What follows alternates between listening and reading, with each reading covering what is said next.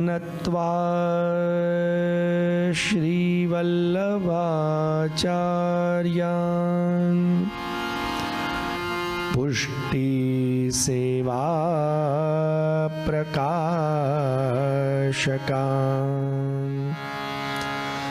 नामस्वरूपसेवायाम्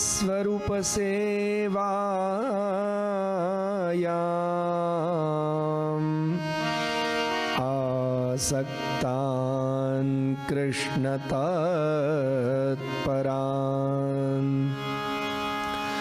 गोपीनाथाङ्घ्रिकमलान् वन्देऽहं विठ्ठलात्मजान्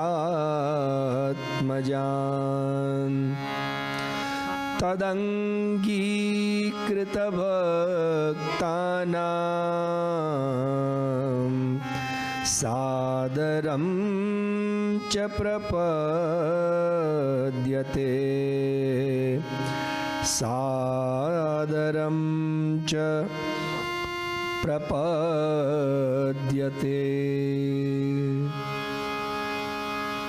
अमङ्गलानां शमनं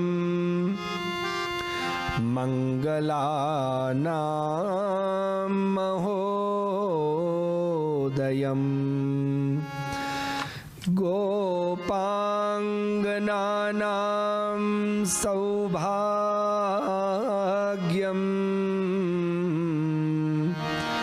गोकुलेन्दुं वयं नुमः। श्रीमदाचार्यचरणं शरणं सर्वदेहिनाम्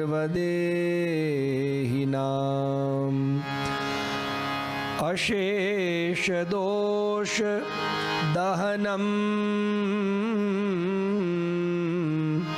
मस्तके राजतां मम। नमः श्रीनाथ गोविन्द नमः बालमुकुन्दकं गोकुलत्राणकर्ता च यमुनायै नमो नमः। यमुनायै नमो नमः।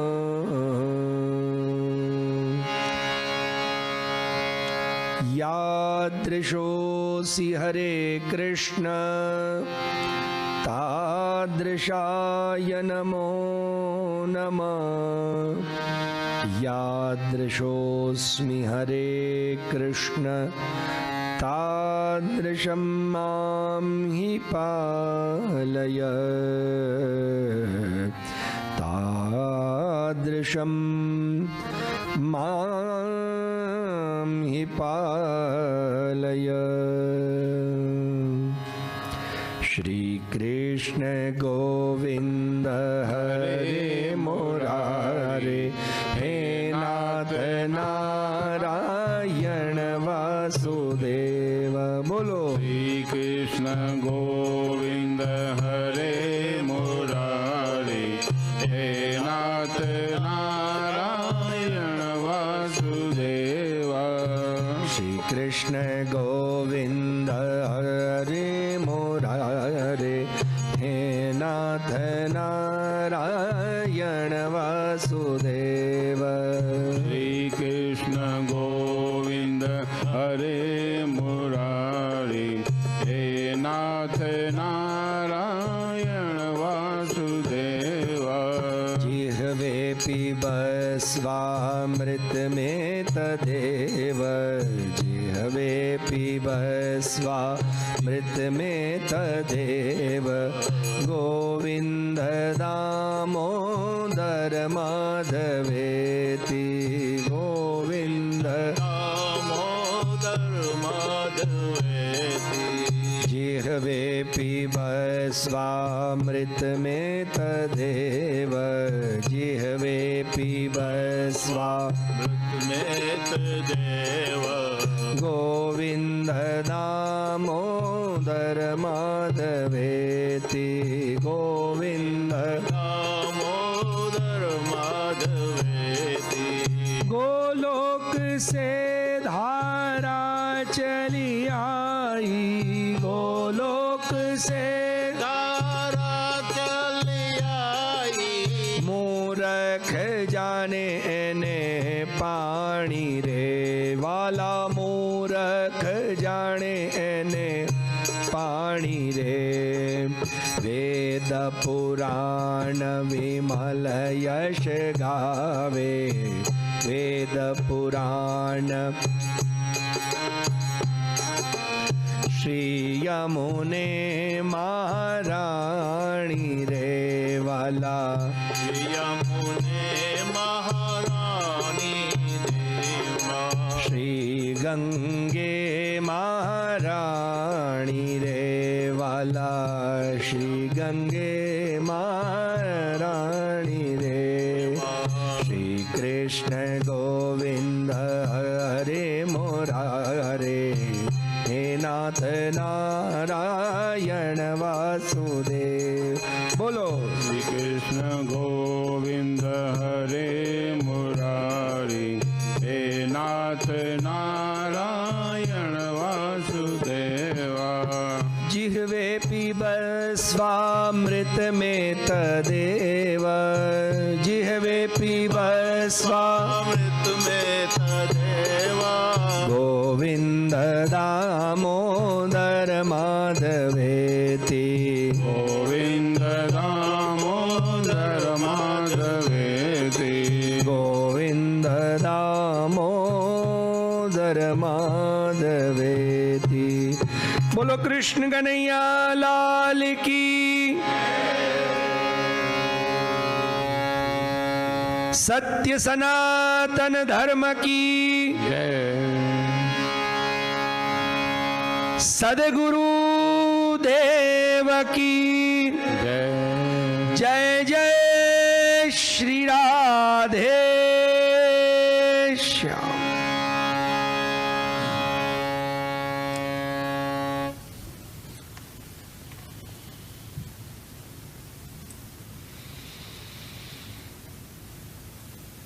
सर्वप्रथम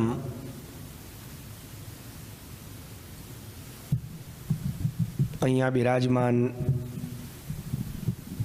ભગવદ વાંગ્મય સ્વરૂપના ચરણ કમલોમાં સાષ્ટાંગ દંડવત પ્રણામ કરી અને માનવ સેવા મંદિરમાં બિરાજમાન સર્વે ભગવત સ્વરૂપો ભગવાન સૂર્યનારાયણ ભગવાન ગણેશજી ભગવાન શિવજી ભગવાન રાધાકૃષ્ણ અને માં જગદંબા સાથે ભગવાન હનુમાનજી મહારાજના ચરણોમાં પણ વંદન કરીને આજને દિવસે આપણે પુનઃ બહુ વર્ષો પછી આપ લોકોના દર્શને આ મહાલક્ષ્મી હોલમાં સત્સંગ કરવાનો એક લાભ મળ્યો એનો આનંદ છે. બીજી આનંદની વાત એ છે કે ગીતા તો બધા જ વાંચતા હોય છે. શ્રીમદ ભગવદ્ ગીતા એનું વાંચન જનરલી બધા જ કરતા હોય છે. પણ આજે જે આપણે વિષય લઈને બેઠા છીએ એ વિષય જ્યારે કોઈ સદગુરુની કૃપા કોઈ પરાશક્તિનો પૂર્ણ આશીર્વાદ જ્યારે હોય ને ત્યારે જ આ વિષય વિચારમાં આવે. કેમ કે આ વિષય છે મહાગીતા. અષ્ટાવક્ર ગીતા એટલા માટે આપણે એને કહીએ છીએ કેમ કે અષ્ટાવક્ર મુનિ દ્વારા ગાવામાં આવી છે, પણ ખરેખર આ છે મહાગીતા. અને મને એ વાતનો આનંદ છે અને હું થેન્ક યુ કહીશ અમારા માનવ સેવા મંદિરના બધા જ પદાધિકારીને અમારા યજમાનને સર્વેને કેમ કે જ્યારે જ્યારે માનવ સેવા મંદિરમાં મારે આવવાનું થયું છે, મને ચેલેન્જિંગ સબ્જેક્ટ અને સ્પેશિયલ સબ્જેક્ટ જ મળ્યા છે. સર્વપ્રથમવાર આજ માનવ સેવા મંદિરમાં અમે સપ્તદેવ કથા,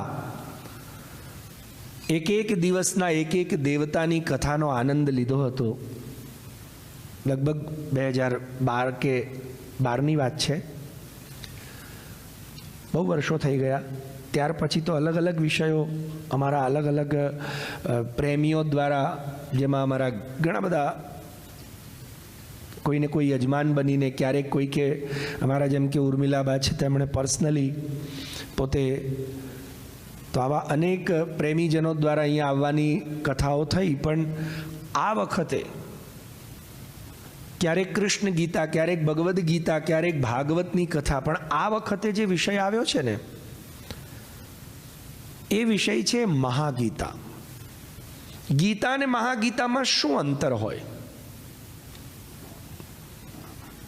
મને ખબર પડી કે અમારા જે આ વખતના મુખ્ય યજમાન છે અષ્ટાવક્ર ગીતાના, જેમણે માનવ સેવા મંદિરને કહ્યું કે મારી ઈચ્છા છે આના યજમાન બનવાની, એ પોતે માં જગદંબા પરાંબાના પરમ ઉપાસક છે અને બ્રહ્મને જાણનારા છે. અને જ્યારે આવી રીતે કોઈ પરાંબાની ઉપાસના કરીને બ્રહ્મ તરફ જ્યારે ગતિ કરતો હોય ને, ત્યારે એને અવશ્ય મહાગીતા શ્રવણ કરવાનો ભાવ જાગે. તમે જોઈ લો, દુનિયામાં શ્રીમદ ભગવદ્ ગીતા, ભગવાન શ્રી કૃષ્ણ દ્વારા જે ભગવદ્ ગીતા ગવાઈ મહાભારતની અંતર્ગત, એ ગીતા ઉપર તમને અનેક ટીકાઓ મળશે. 11 ટીકાઓ તો અમે જ અમારા ઓનલાઈન ક્લાસમાં ભણાવીએ છીએ અમારા વિદ્યાર્થીઓને, એટલે હું જ ભણાવું છું. 11 ટીકાઓ. એના સિવાય વિનોબા ભાવેની ટીકા, મહાત્મા ગાંધીની ટીકા, ગોપાલ કૃષ્ણ ગોખલેની ટીકા, તમને આ બધી ટીકાઓ પણ મળશે. ગીતા ઉપર તમે આ બધાની ડોક્યુમેન્ટરી કદાચ શ્રવણ કરી હશે અથવા વાંચી હશે, પણ કોઈ દિવસ ક્યાંય સાંભળ્યું તમે? મને આજે જ એક જણનો સવારે ફોન આવ્યો, તમે કઈ ડોક્યુમેન્ટરી વાંચવાના? અષ્ટાવક્ર ગીતા ઉપર. મેં કીધું કોઈ લખી જ નથી, પણ હા, અષ્ટાવક્ર ગીતા ઉપર લેક્ચર્સ ડોક્યુમેન્ટરી સ્ટાઇલમાં આપણા ભારતમાં એક મહાન તત્વચિંતક અને ઋષિ થઈ ગયા. આપ લોકોએ કદાચ એમનું નામ સાંભળ્યું હશે કે નહીં, પણ એ અરફન મૌલા પોતાની અલ્હડ મસ્તીમાં જ જીવતા, અને એ હતા રામ. એમનું નામ એટલે ભગવાન રામ નહીં, એ ઋષિનું નામ રામ હતું. અને એમના ઉપદેશો બહુ સુંદર છે, જે પોતાને ક્યારેક હરિદ્વારના જંગલોમાં એટલે ઉત્તરાખંડના જંગલોમાં, ક્યારેક હિમાલયના જંગલોમાં, તો ક્યારેક એ મોટા મોટા શહેરોમાં પણ જોવા મળે. એટલે લોકો કહે કે તમે જંગલમાં રહો છો કે તમે ઘરમાં રહો છો, તમે સંન્યાસી છો કે તમે ગૃહસ્થી છો? લોકોની એક ખોટી વિચારધારા છે. આ મહાગીતા એટલા માટે છે અષ્ટાવક્ર ગીતા, કેમ કે એ આપણી બધી ફ્રેમ્સ તોડવા બેઠી છે. આપણી જે ઘણી માન્યતાઓ છે ને, માન્યતાઓને જડમૂળથી ડિસ્ટ્રોય કરવું, આ જ એનું લક્ષ્ય છે. આપણે સંન્યાસી કોને કહીએ? સાચું કહેજો. જનરલી આપણે સંન્યાસી, એટલે જનરલી લોકો સંન્યાસી કોને કે? તમે લોકો તો બધા સારા જ છો, જ્ઞાની જ છો, મને પાક્કો વિશ્વાસ છે. તમારી વાત હું 7 દિવસ કરવાનો જ નથી. પણ જનરલી લોકો સંન્યાસી કોને કે ખબર છે? જેણે ભગવા કલરના કપડાં પહેર્યા હોય, જેણે દાઢી વધારી હોય, જેણે જટા વધારી હોય, અથવા જટાને દાઢી બેય ના હોય ને મુંડન કરાવ્યું હોય. આ આપણી ખોટી માન્યતા છે. અષ્ટાવક્ર ગીતાએ આપણી આવી ઘણી બધી માન્યતાઓને રદબાતલ કરવા બેઠું છે. કેમ કે અષ્ટાવક્ર ઋષિ એમણે જ્યારે રાજા જનકને ઉપદેશ આપ્યો ને ત્યારે એમની ઉંમર માત્ર ને માત્ર 12 વર્ષની હતી, બાળકની હતી. એટલે ટીન એજ પણ નહોતા બન્યા. Think about it. 12 જ વર્ષના હતા અને 12માં પ્રવેશ કર્યો હતો. એ અષ્ટાવક્ર ઋષિ, એમને આપણે ઋષિ કેમ કહીએ? 11 વર્ષના છોકરાને ઋષિ કહેવાય? આજની લોકોની જે ડેફિનેશન છે એમાં તો એ સરસ લાંબી દાઢીવાળો કે પછી મુંડનવાળો કે ભગવા કપડાં પહેરેલો જંગલમાં ફરતો હોય એને સાધુ કે એને ઋષિ કહેવાય. પણ આ તો 11 વર્ષનું નાનું બાળક છે, તો પછી એને ઋષિ કેમ કયા? અને ઋષિ પણ નહીં, અષ્ટાવક્ર મુનિ. મુનિ યે મનનશીલા, જે 24 કલાક મનનશીલ હોય ને. આપણે અહીંયા શ્રવણ કરીએ છીએ, કદાચ તમે ઘરે વાંચન પણ કરતા હશો, તમે રીડિંગ કરતા હશો, પણ એને મનન નિધિધ્યાસન આ નથી કરતા. શ્રવણ પછી મનન જરૂરી છે ને મનન પછી નિધિધ્યાસન જરૂરી છે. શ્રવણ એટલે શું? તો કે જે સાંભળ્યું એની શક્તિ અને એનું તાત્પર્ય આપણને કન્ફર્મ થઈ જવું જોઈએ. અને શક્તિ તાત્પર્ય કન્ફર્મ થયા પછી એનું સતત મનન થાય કે આ કેમ કહેવામાં આવ્યું, ભગવાન કૃષ્ણે ગીતામાં કેમ આવું કર્યું, ભગવાન રામચંદ્રજીએ કેમ રામાયણની અંદર આવા શબ્દનો પ્રયોગ કર્યો, એ મને શું ઉપદેશ આપી રહ્યા છે. આજને દિવસે આપણે એવું વિચાર કરીએ કદાચ કે અચ્છા લોકો શું વિચારશે. નો, પેલો બરાબર કરે છે કે નહીં, પેલો બરાબર ચાલે છે કે નહીં, અને આપણે એમાં આપણી ખ્યાતિ સમજીએ. જોયું, મારું મગજ જલ્દી ક્વિક કરી લે છે, પેલો બરાબર ચાલ્યો કે નહીં, મને જલ્દી સમજમાં આવે, પેલો બરાબર નથી ચાલતો. પણ આ જોવામાં આપણે એક વસ્તુ જોવાની ભૂલી જઈએ છીએ. શું? હું બરાબર ચાલું છું કે નહીં? પેલો બરાબર ચાલે છે કે નથી ચાલતો, પેલો બરોબર ચાલ્યો કે નહીં ચાલ્યો, એ ગયું ખાડામાં. આપણે બરાબર ચાલ્યા કે નહીં? અને જો આપણે જ બરાબર નહીં ચાલતા હોઈએ તો આપણને મનુષ્ય જીવન કેમ મળ્યું છે?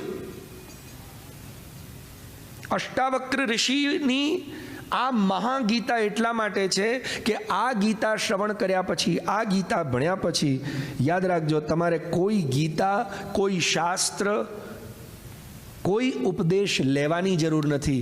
કેમ? કેમ કે એમાં સૌથી મહત્વનો વિષય છે. એમનો એક જ પ્રશ્ન છે જનક રાજાનો કે મુક્તિ કેવી રીતે મળે. જનક રાજા એક જ સવાલ કર્યો, મુક્તિ કેવી રીતે મળે. અને અષ્ટાવક્ર ઋષિ પણ મુક્તિ કેમ મળે એના સૂત્ર આપ્યા છે. હવે મને કહો, મુક્તિ મળી ગયા પછી, અને મુક્તિ એટલે મર્યા પછીની મુક્તિ નહીં, જીવતે જીવત મુક્તિ. મર્યા પછી તો કદાચ કોઈને મુક્તિ મળે કે ના મળે કોણ જોવા ગયું, કોઈ કન્ફર્મેશન નથી. પણ જીવતે જીવત મુક્તિ એટલે જીવન મુક્તાવસ્થા. આ જીવન મુક્તાવસ્થા કોને કહેવાય? તો કે આપણે આપણી દરેક વસ્તુના સાક્ષી બની જઈએ. શું બની જઈએ? સાક્ષી, વિટનેસ. આજને દિવસે આપણે દરેક વસ્તુના વિટનેસ નથી, અને એના કારણે જ્ઞાન નથી. જ્ઞાન ન હોવાના કારણે અજ્ઞાન છે, અજ્ઞાનના કારણે મોહ છે, મોહના કારણે દુઃખ છે, અને દુઃખના કારણે જ આપણે તકલીફ ભોગવી રહ્યા છીએ. અને આ વાત અષ્ટાવક્ર મુનિના જીવનથી, આપણે જેમની ગીતા ભણવા બેઠા છીએ ને, પહેલાં એમને કેમ અષ્ટાવક્ર કહેવાય છે? આ કોણ હતા? તો જેમનું વર્ણન કઠોપનિષદમાં આવે છે એ ઉદ્દાલક ઋષિ. એ ઉદ્દાલક મુનિ, એમનો એક શિષ્ય હતો, એનું નામ હતું કહોડ. અને કહોડ નામનો શિષ્ય એટલો શ્રેષ્ઠ હતો, એટલો સુંદર હતો કે ગુરુ જે ભણાવે ને એને ક્વિક ભણી લે. બલકી સાચા અર્થમાં શિષ્ય કોને કહેવાય? તો કે ગુરુના વિચારતા પહેલા ગુરુ શું ચાહે છે એ સમજી જાય, એ સાચો શિષ્ય. અને એ કહોડ નામના વિદ્યાર્થીમાં, કહોડ નામના શિષ્યમાં આ એક પ્રતિભા હતી. અને એટલે આખા આશ્રમમાં ગુરુનો સૌથી પ્રિય શિષ્ય હતો. અને યાદ રાખજો, પદ્મ પુરાણમાં કહેવામાં આવ્યું છે કે તમારી પાસે કંઈ પણ હશે, જેમ કોઈની પાસે પારસમણી હોય તો તમને શું મળે? પારસમણી હોય તો દુનિયાની સંપત્તિ મળે. તમારી પાસે કલ્પવૃક્ષ હોય તો શું મળે? સ્વર્ગની સંપત્તિ મળે. પણ પદ્મપુરાણ કહે છે, પ્રયચ્છતિ ગુરુપ્રીતો વૈકુંઠમ યોગી દુર્લભમ. જો તમારા ગુરુ તમારા પર પ્રસન્ન છે, પ્રયચ્છતિ ગુરુપ્રીતો વૈકુંઠમ યોગી દુર્લભમ, યોગીઓને દુર્લભ એવું વૈકુંઠ તમને આપી દે. અને વૈકુંઠ એટલે કોઈ વૈકુંઠમાં તમને મોકલી ના દે, પણ વૈકુંઠમાં બેઠેલો ભગવાન જે છે ને, એ નારાયણ તમારી પાછળ દોડતો થઈ જાય, એ ગુરુનું સામર્થ્ય છે.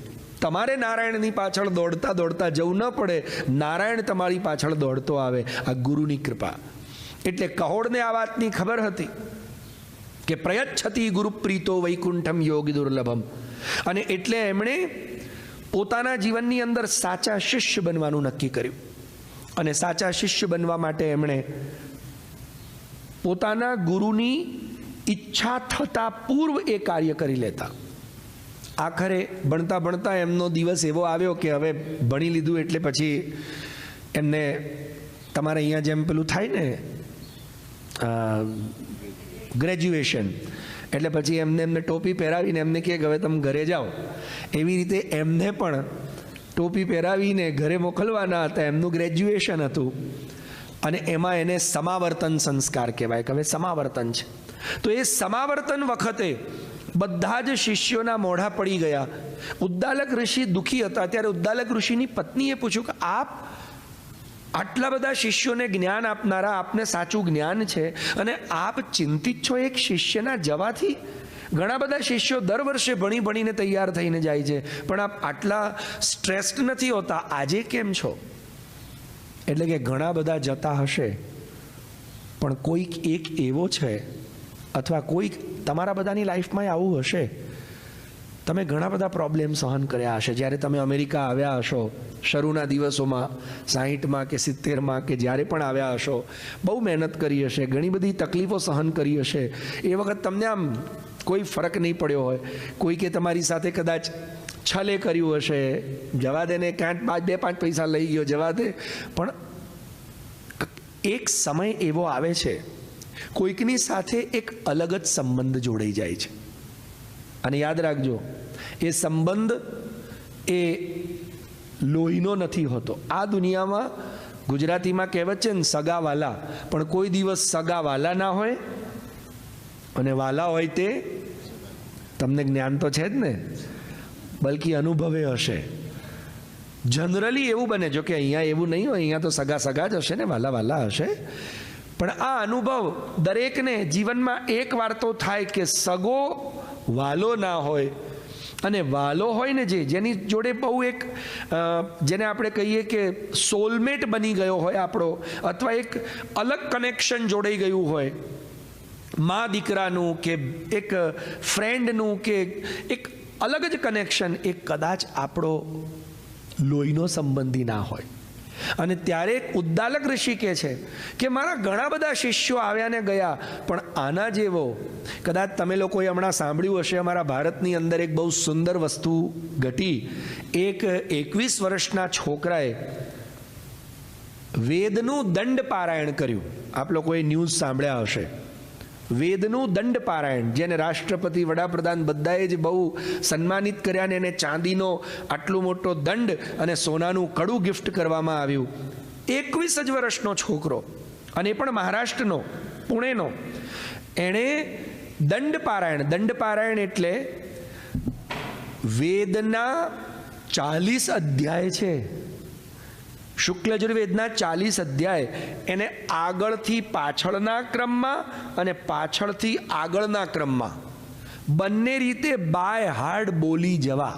અને એટલું જ નહીં, એક એક શબ્દને ઉપર એક એક મંત્ર બોલવો. અને આ કરતા કરતા એને ઘણા વર્ષ લાગી ગયા, પણ એ વર્ષ સુધી એણે દંડ પારાયણ પૂરું કર્યું. એના ઉપર આખા રાજ્યને, આખા દેશને, દરેક બ્રાહ્મણ સમાજને, દરેક સંસ્થાઓને બહુ જ સન્માન, અને બધા જ મોટી મોટી સંસ્થાઓ દ્વારા બ્રાહ્મણોની, હિન્દુઓની, સનાતન ધર્મની એને બહુ એપ્રિશિએટ કરવામાં આવ્યો.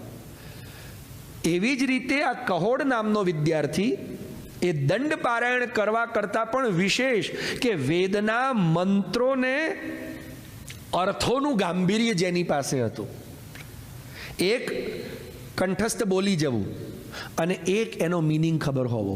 જેમ એક નાનું બાળક હોય ને, નાના બાળકને ખાલી તમે પૂછો ને, જેમ અહીંયા બધા લગભગ ગુજરાતી બેઠા છે, તો ગુજરાતીઓના ઘરમાં બાળક જન્મ્યું હોય ને એ ગુજરાતી બોલે ખરું. યુએસમાં તમારા શિકાગોમાં તમારી સાથે અત્યારે તમારા ઘરમાં જન્મેલું બાળક 2 વર્ષનું હોય તો ગુજરાતી બોલે ખરું. બલકી 2 વર્ષનું છોડો, અત્યારે તમારા મોટા બાળકો પણ 15, 20 વર્ષ, 25 વર્ષ કે 21 વર્ષના બાળકો એ ગુજરાતી બોલે ખરા તમારી જોડે.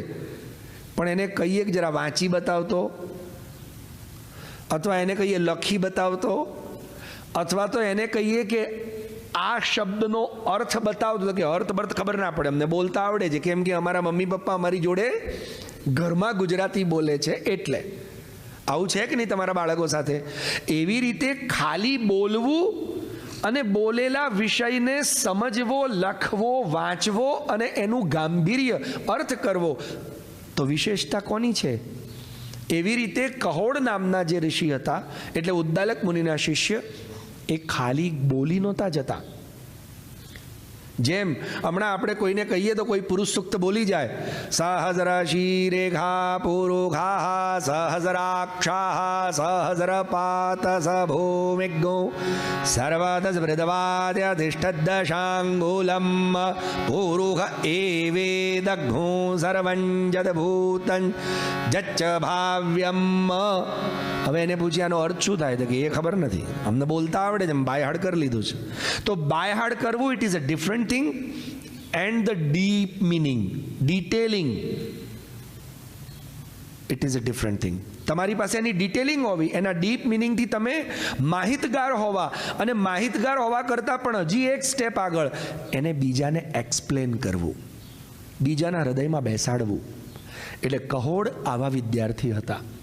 અને એટલે ઉદ્દાલક મુનિને થયું કે હવે મારી ઉંમર વધતી જાય છે અને મારો એક જ વિદ્યાર્થી છે, અને આ એક જ વિદ્યાર્થી એવો છે કે જે મારું પ્રતિનિધિત્વ, અને દુનિયામાં દરેક બાપ અને દરેક ગુરુ, યાદ રાખજો, બાપ અને ગુરુ આ બંનેની એક જ ઈચ્છા હોય. કઈ? સંસ્કૃતમાં કહેવત છે, પુત્રાદ શિષ્યાદ ઈચ્છેત પરાજય. દરેક બાપ પોતાના પુત્રને પોતાના કરતા સવાયો જોવા માંગે છે. બોલો સાચી વાત કે ખોટી વાત? કે મારો છોકરો મારા કરતા સવાયો થાય. એવી જ રીતે ગુરુ કોની પાસે હારવાની ઈચ્છા રાખે? શિષ્ય પાસે. પુત્રાદ શિષ્યાદ ઈચ્છેત પરાજય. મારે તારી જોડે હારવું છે. હવે હું હારું ક્યારે? મારા વિદ્યાર્થીથી. જ્યારે મારો વિદ્યાર્થી 2 ડગલા મારા કરતા આગળ હોય, ત્યારે ઉદ્દાલક મુનિ કહે છે કે આ મારો કહોડ વિદ્યાર્થી તો મારા કરતાં 2 નહીં 4 ડગલા આગળ છે, અને એ જતો રહેશે, આવો મને કોઈ મળશે નહીં. છે ને, ભણાવવાનું મન પણ ક્યારે થાય? સાચું કહેજો. અહીંયા બહેનો બેઠી છે, બહેનોને પૂછીએ કે તમને રસોઈ બનાવવાનું મન ક્યારે થાય? હે? જો જો જો છે ને, બેન સાચો જવાબ આપે છે કે રસોઈને કોઈ વખાણી અને જમનારો તો હોય. એક તો ઘરમાં જમનાર હોય અને જમ્યા પછી અરે બહુ સુંદર બનાવી છે, પણ હવે કોઈ જમનારોય નથી અને કોઈ વખાણનારે નથી. સાચું કહેજો, તમને રસોઈ બનાવવાનું મન થાય? કાંઈ નહીં, હવે જે મંગાવ ખાઈ લો ને. તમારે આમે કંઈ ખાવું તો છે નહીં, ખાવાનું એક હમણાં આટલું અમથું દાળિયા. હવે દાળિયા ખાવા માટે હું શું બનાવું? સ્વાભાવિક છે. એવી જ રીતે જેમ રસોઈ બનાવવાનું મન ત્યારે થાય જ્યારે કોઈ વખાણનાર હોય ને ખાનાર હોય, એવી રીતે ભણાવવાનું મન ક્યારે થાય? જ્યારે કોઈ આવો વિદ્યાર્થી ભણનાર હોય કે ગુરુ એક શીખવાડે ને પેલો 4 શીખી લે. ગુરુ કે એના કરતાં 2 વધારે. ગુરુજી એટલે ગુરુજી હોમવર્ક આપે, કાલે કરી લાવજો ને પેલો અડધા કલાકમાં કે ગુરુજી હોમવર્ક રેડી, હવે તમે કાલે નહીં હમણાં જ ભણાવો. તો ગુરુને પણ ભણાવવાનું મન થાય. અમને પ્રવચન કરવાનું મન ક્યારે થાય? જ્યારે અહીંયા કોઈ, હવે મને કોઈ એક ધોબી હોય, ધોબી એ નાગા બાવાઓના ગામમાં જઈને દુકાન ખોલે, શું થાય? ધોબીને દુકાન ખોલવી છે, ધોબી છે ની દુકાન ખોલે કપડાં ધોવાની અને ઇસ્ત્રી કરવાની. હવે એક નાગા બાવાઓના ગામમાં જઈને દુકાન ખોલે, કે જે ગામમાં બધા નાગા બાવા જ રહેતા હોય, બોલો એની દુકાન ચાલે? તો વક્તાર કિંગ કરિષ્યંતિ શ્રોતા યત્ર ન વિદ્યતે નગ્ન ક્ષપણ કે દેશે રજગ કિંગ કરિષ્યતિ. એવી જ રીતે વક્તા શું કરે જો શ્રોતા જ એટલો એમ એપ્રિશિએટ કરનાર ના હોય? સાચું કહો, અહીંયા કોઈક આપણે જોક કરવાવાળાને બોલાવીએ કે ભાઈ તું અહીં સરસ મજાના જોક સંભળાવો, અને કોઈ જોક સંભળાવે ને તમે બધાએ નક્કી જ કર્યું હોય એક સાથે, આપણે હસવું નથી. હવે પેલો જોક જ કહી રાખે તમે પેલો કેટલા કલાક જોક કહે છે મને કહો તો? તો જોક કહેવાનું મન પણ ત્યારે થાય જ્યારે એને સાંભળીને હસનારા હોય. એવી રીતે ઉદ્દાલક મુનિ કહી રહ્યા છે કે આ મળ્યો મને શિષ્ય, આટલા વર્ષોમાં મારી વૃદ્ધાવસ્થા સુધી મને આવો શિષ્ય નથી મળ્યો. આ શિષ્ય જાય છે ને એનું દુઃખ છે. અને એટલા જ માટે એમણે એમની પત્ની આગળ પોતાની વાત રજૂ કરી. કેમ કે યાદ રાખજો બીજી વાત, કોઈ દિવસ છે ને એવી જગ્યાએ પોતાની વાત રજૂ કરો કે જ્યાં તમને સમજનારા હોય, તમને જજ કરનારા ના હોય. આજનો જમાનો છે ને એ જજમેન્ટલ જમાનો છે, અને આજનો જમાનો જજમેન્ટલ છે એટલું જ નહીં, એવરીબડી જજ book by the cover in today's world. આજના જમાનામાં લોકો બુકને કવરથી જજ કરે છે. ડોન્ટ જજ બુક બાય કવરને જોઈને બુકનું જજમેન્ટ ન કરો. ઘણી વખતે સરસ દેખાતી વસ્તુ એ શોબાજી છે પણ અંદર કાંઈ નથી, અને ઘણી વખતે જેનો શો કંઈ નથી પણ અંદર ખરેખર ગૂઢ ભરેલું છે, એ જ અષ્ટાવક્ર ભણાવવા માગે છે. અષ્ટાવક્ર કહે છે કે તમારી બધી જે માન્યતાઓ ને ધારણાઓ છે ને એ બધી તોડી નાખો. તમે બહુ બધી ફ્રેમ્સ ને ધારણાઓ બનાવી લીધી છે. કઈ ધારણાઓ બનાવી છે? આ કરીએ, આમ કરવું જોઈએ, આમ કરવાથી આમ થાય, આ હવન કરવાથી આમ થાય, આ મંત્ર ભણવાથી આમ થાય. આ અષ્ટાવક્ર મુનિ જ્યારે પોતાની માતાના પેટમાં હતા ને ત્યારે એમના પિતા, આ કહોડ એ અષ્ટાવક્રના પિતા છે. કહોડ એમની પત્ની સુજાતા, અને સુજાતાના પેટની અંદર રહેલા આ મુનિ, આ એક દીકરો. એક દિવસે આ ઘટના પછી તમને પેલી ઘટનામાં પાછો લઈ જાઉં છું કે એક દિવસે કહોડ પોતાના વિદ્યાર્થીઓને વેદ ભણાવી રહ્યા હતા, અને તે વખતે સુજાતા અંદર કંઈક પૂજાના ફૂલ ને બધું ભેગું કરી રહી હતી ને એ વખતે એમનો ગર્ભ 8 મહિનાનો હતો. 8 મહિના પ્રેગ્નન્ટ હતા સુજાતા દેવી. અને તે જ વખતે સુજાતા એકદમ ફૂલ ભેગા કરતા કરતા કે બોલવા લાગી, એટલે અવાજ આવ્યો. સુજાતા પણ ગભરાઈ ગઈ કે અવાજ તો મારી અંદરથી નીકળે છે પણ હું નથી બોલી રહી. અને કહોડે વિચાર કર્યો કે સુજાતા તારા જેવો અવાજ લાગે છે પણ તું તો મને આવું કહી શકે એમ છે નહીં, તો અવાજ ક્યાંથી આવ્યો? એ અવાજ શું આવ્યો? તો કે આ શું નક્કામો વેદ લઈને બેઠા છો? વેદ નક્કામો જ છે, વેદ કોઈ કામનો છે જ નહીં. આ તમે ખોટા ખોટા વેદના મંત્રો ભણાવી રહ્યા છો. આ થોથીનું જ્ઞાન ને પોથાનું જ્ઞાન લઈ રહ્યા છો, પણ તમારા જીવનમાં એનો કોઈ અક્ષર નથી, અને એનાથી તમારું કોઈ કલ્યાણ થવાનું નથી. કલ્યાણ કરવું છે તો આ બધું જ છોડો અને આ બધું બંધ કરો. આ ખોટું પોપટ રટવાનું બંધ કરો. એટલે કહોડને બહુ ગુસ્સો આવ્યો કે વેદનું અપમાન, મંત્રોનું અપમાન કોણે કર્યું? સુજાતા કરી જ ન શકે, કેમ કે સુજાતા તો ઉદ્દાલક મુનિની દીકરી છે. એટલે એમણે ધ્યાનમાં જોયું તો સુજાતાના ગર્ભમાં રહેલો બાળક 8મા મહિના, હજી તો 8મા મહિના ગર્ભમાં અંદર છે, બહાર નથી, એ અંદર રહેલું બાળક બોલ્યું. અને એટલે એમણે ગુસ્સામાં શ્રાપ આપી દીધો કે એક તો પિતાની સામે બોલે છે,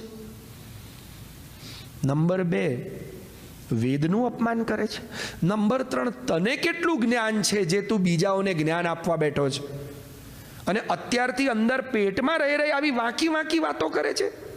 સીધું નથી બોલી શકાતું, તારે શું કહેવું છે? જા 8 અંગોથી વાંકો થઈ જા.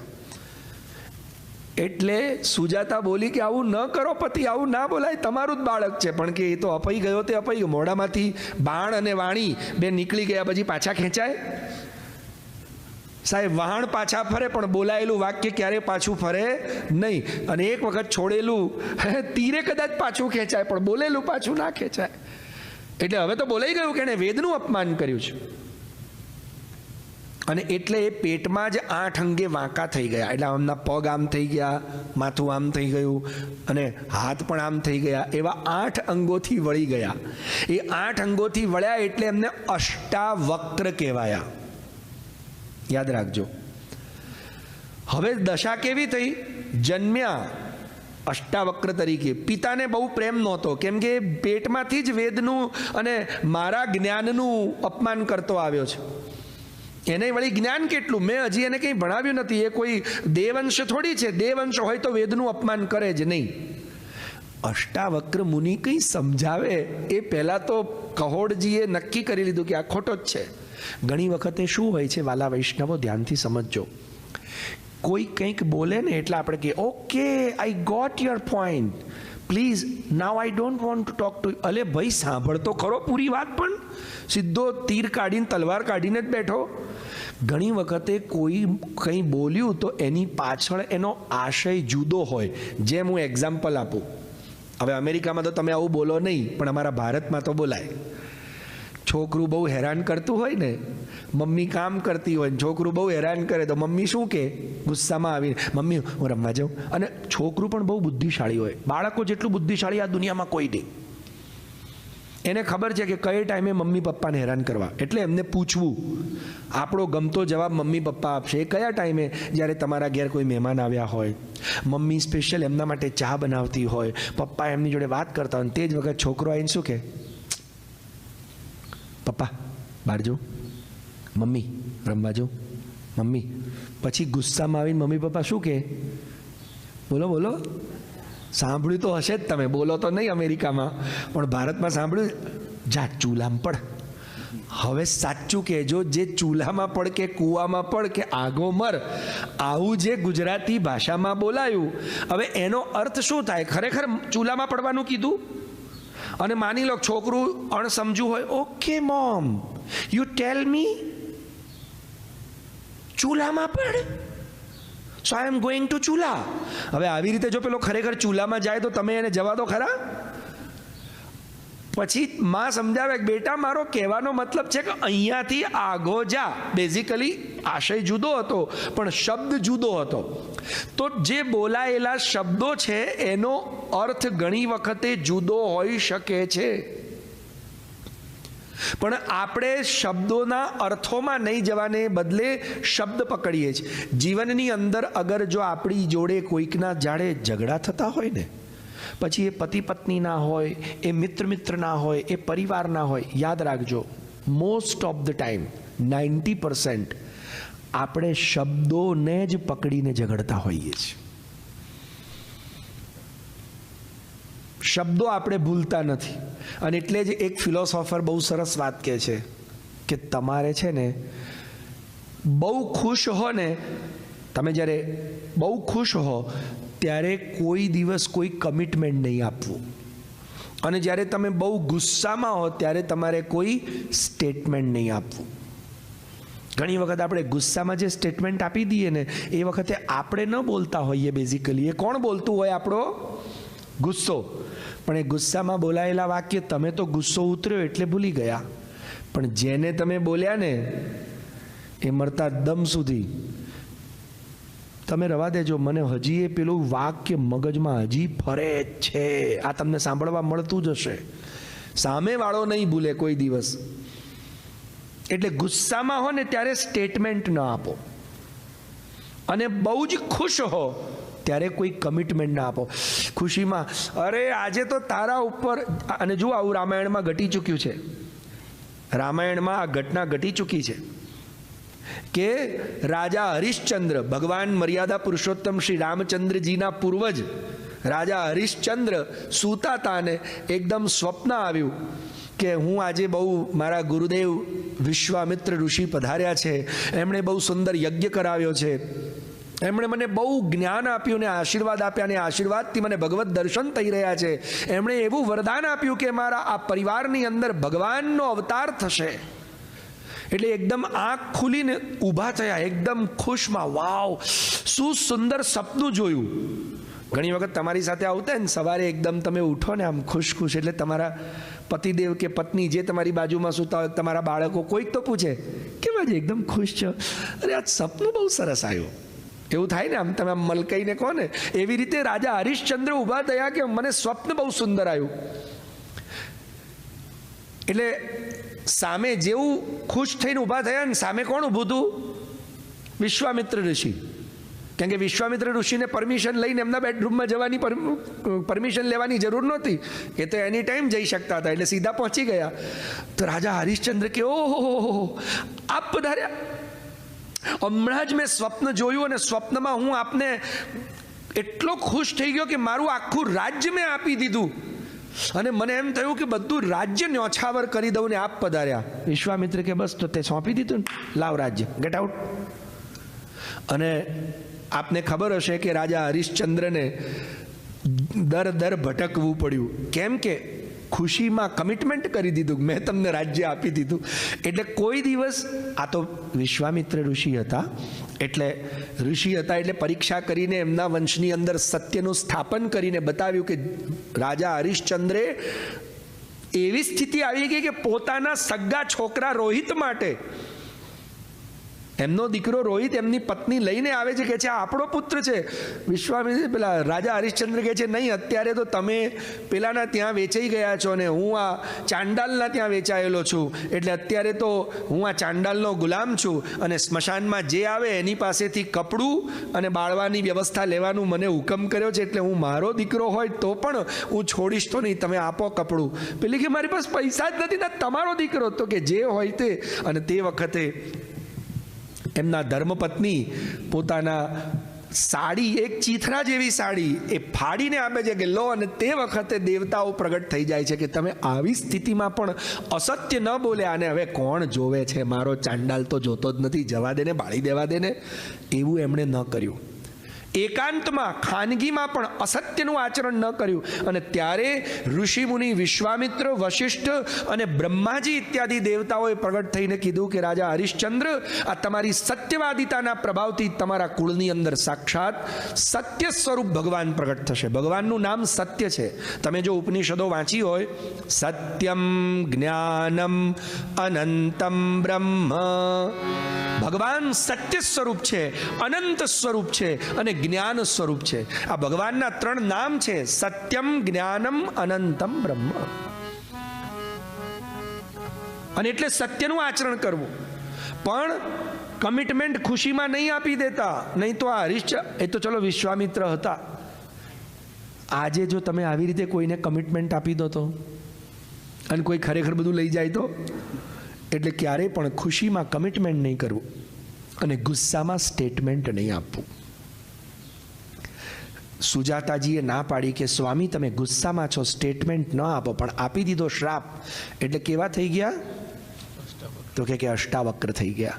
પણ આપણે હજી પૂર્વની કથામાં વિચાર કરી રહ્યા છીએ, કેમ કે તમને જો અષ્ટાવક્ર ઋષિનું સ્વરૂપ, શા માટે એમને આવા શબ્દ બોલવા પડ્યા, એટલે જ હું આપને કહી રહ્યો છું, ઘણી વખતે કોઈના બોલાયેલા વાક્ય એ ખરેખર ખોટા નથી હોતા, પણ આપણે એને આપણી તરફ આપણી રીતે જજ કરતા હોઈએ છીએ. દરેક વ્યક્તિ પોતાના મનની વિચારધારાથી એને એનાલાઇઝ કરતો હોય છે, અને આ પ્રોબ્લેમ થાય છે કે એના કારણે ક્લેશિસ થાય છે. કેમ કે મને આમ લાગ્યું, અરે તને શું લાગ્યું એ ભૂલી જા ભાઈ, સાચું શું છે એ જો. આપણે ઘણી વખતે આપણા વિચારથી નક્કી કરી લેતા હોઈએ છીએ. અષ્ટાવક્ર ઋષિ આ જ ના પાડે છે. બહુ સુંદર અષ્ટાવક્ર ગીતાના એક શ્લોકો છે, અને એની અંદર અષ્ટાવક્ર મુનિ એક બહુ સુંદર વાત કહી રહ્યા છે કે તમે ક્યારે પણ તમારી રીતે નક્કી ના કરો. શેને? તો કે મને આમ સમજમાં આવ્યું ને મને આવું લાગ્યું.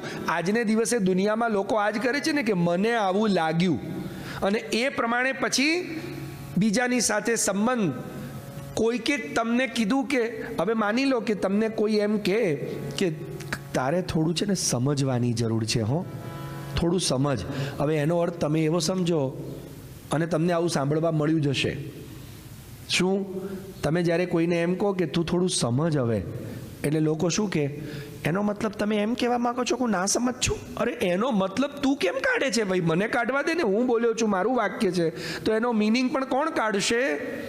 હું જ કાઢીશ. તું કેમ કાઢે છે? ધ્યાનથી વાતને સમજવાની ચેષ્ટા કરજો. અને એટલા માટે અહીંયા બહુ સુંદર અષ્ટાવક્ર મુનિ એક આજ્ઞા કરી રહ્યા છે. એટલે કહોડ ઋષિ એમના ગુરુ ઉદ્દાલક મુનિ ચિંતિત થયા કે મારે વાત કોને કરવી? જ્યાં વાત કરતાં પહેલાં 2 વાર વિચારવું પડે, જ્યાં લોકો એનો ખોટો મિનિંગ પોતાની મરજીથી કાઢે, શું મારે એવી જગ્યાએ વાત કરવી? એના કરતાં તો એવી જગ્યાએ વાત કરવી કે જ્યાં મારે વિચારવું ના પડે. બોલતા પહેલાં સંબંધ એને જ કહેવાય કે જ્યાં બોલતા પહેલાં વિચારવું ના પડે. સામેવાળો તમને પોતાની રીતે જજ ન કરે. જ્યાં બોલતા પહેલા 100 વાર વિચારવું પડે. સંબંધ કેવો? ભગવાન કૃષ્ણને અર્જુનને ગીતામાં ગાળ દેતા પહેલા વિચારવું પડ્યું નથી. ભગવાન કૃષ્ણે કેવડી મોટી ગાળ દીધી, નાની ગાળ પણ નહીં, મોટી ગાળ દીધી. આપણે કહીએ ભગવાન ગાળ દેતો કે હા, અને કઈ ગાળ દીધી? તમે લોકોએ ગીતાજી વાંચી છે ને? ગીતાજીનો 2જો અધ્યાય ખોલીને જુઓ. ભગવાન અર્જુનને શું કહે છે? ક્લૈબ્યમ સ્મગમ પાર્થ નૈતત્વયુપપદ્યતે ક્ષુદ્રમ હૃદય દૌર્બલ્યમ ત્યક્ત્વોત્તિષ્ઠ પરંતપ. હે અર્જુન, ક્લૈબ્યમ સ્મગમ પાર્થ. હે પાર્થ, ક્લૈબ્યમ, આ તારી નપુંસકતાને છોડ. મને એમ કહો કે જે વીરે મોટા મોટા ઋષિ મુનિઓને, મોટા મોટા દેવતાઓને, અરે સાક્ષાત મહાદેવજીને યુદ્ધમાં હરાયા હોય. મહાદેવજી કિરાત બનીને આવ્યા, શિકારી બનીને, અને શિકારી બનીને આવેલા મહાદેવજી સાથે યુદ્ધ કરીને મહાદેવજીને હરાયા. અને એટલે મહાદેવજીએ પ્રસન્ન થઈને અર્જુનને પાશુપતાસ્ત્ર આપ્યું.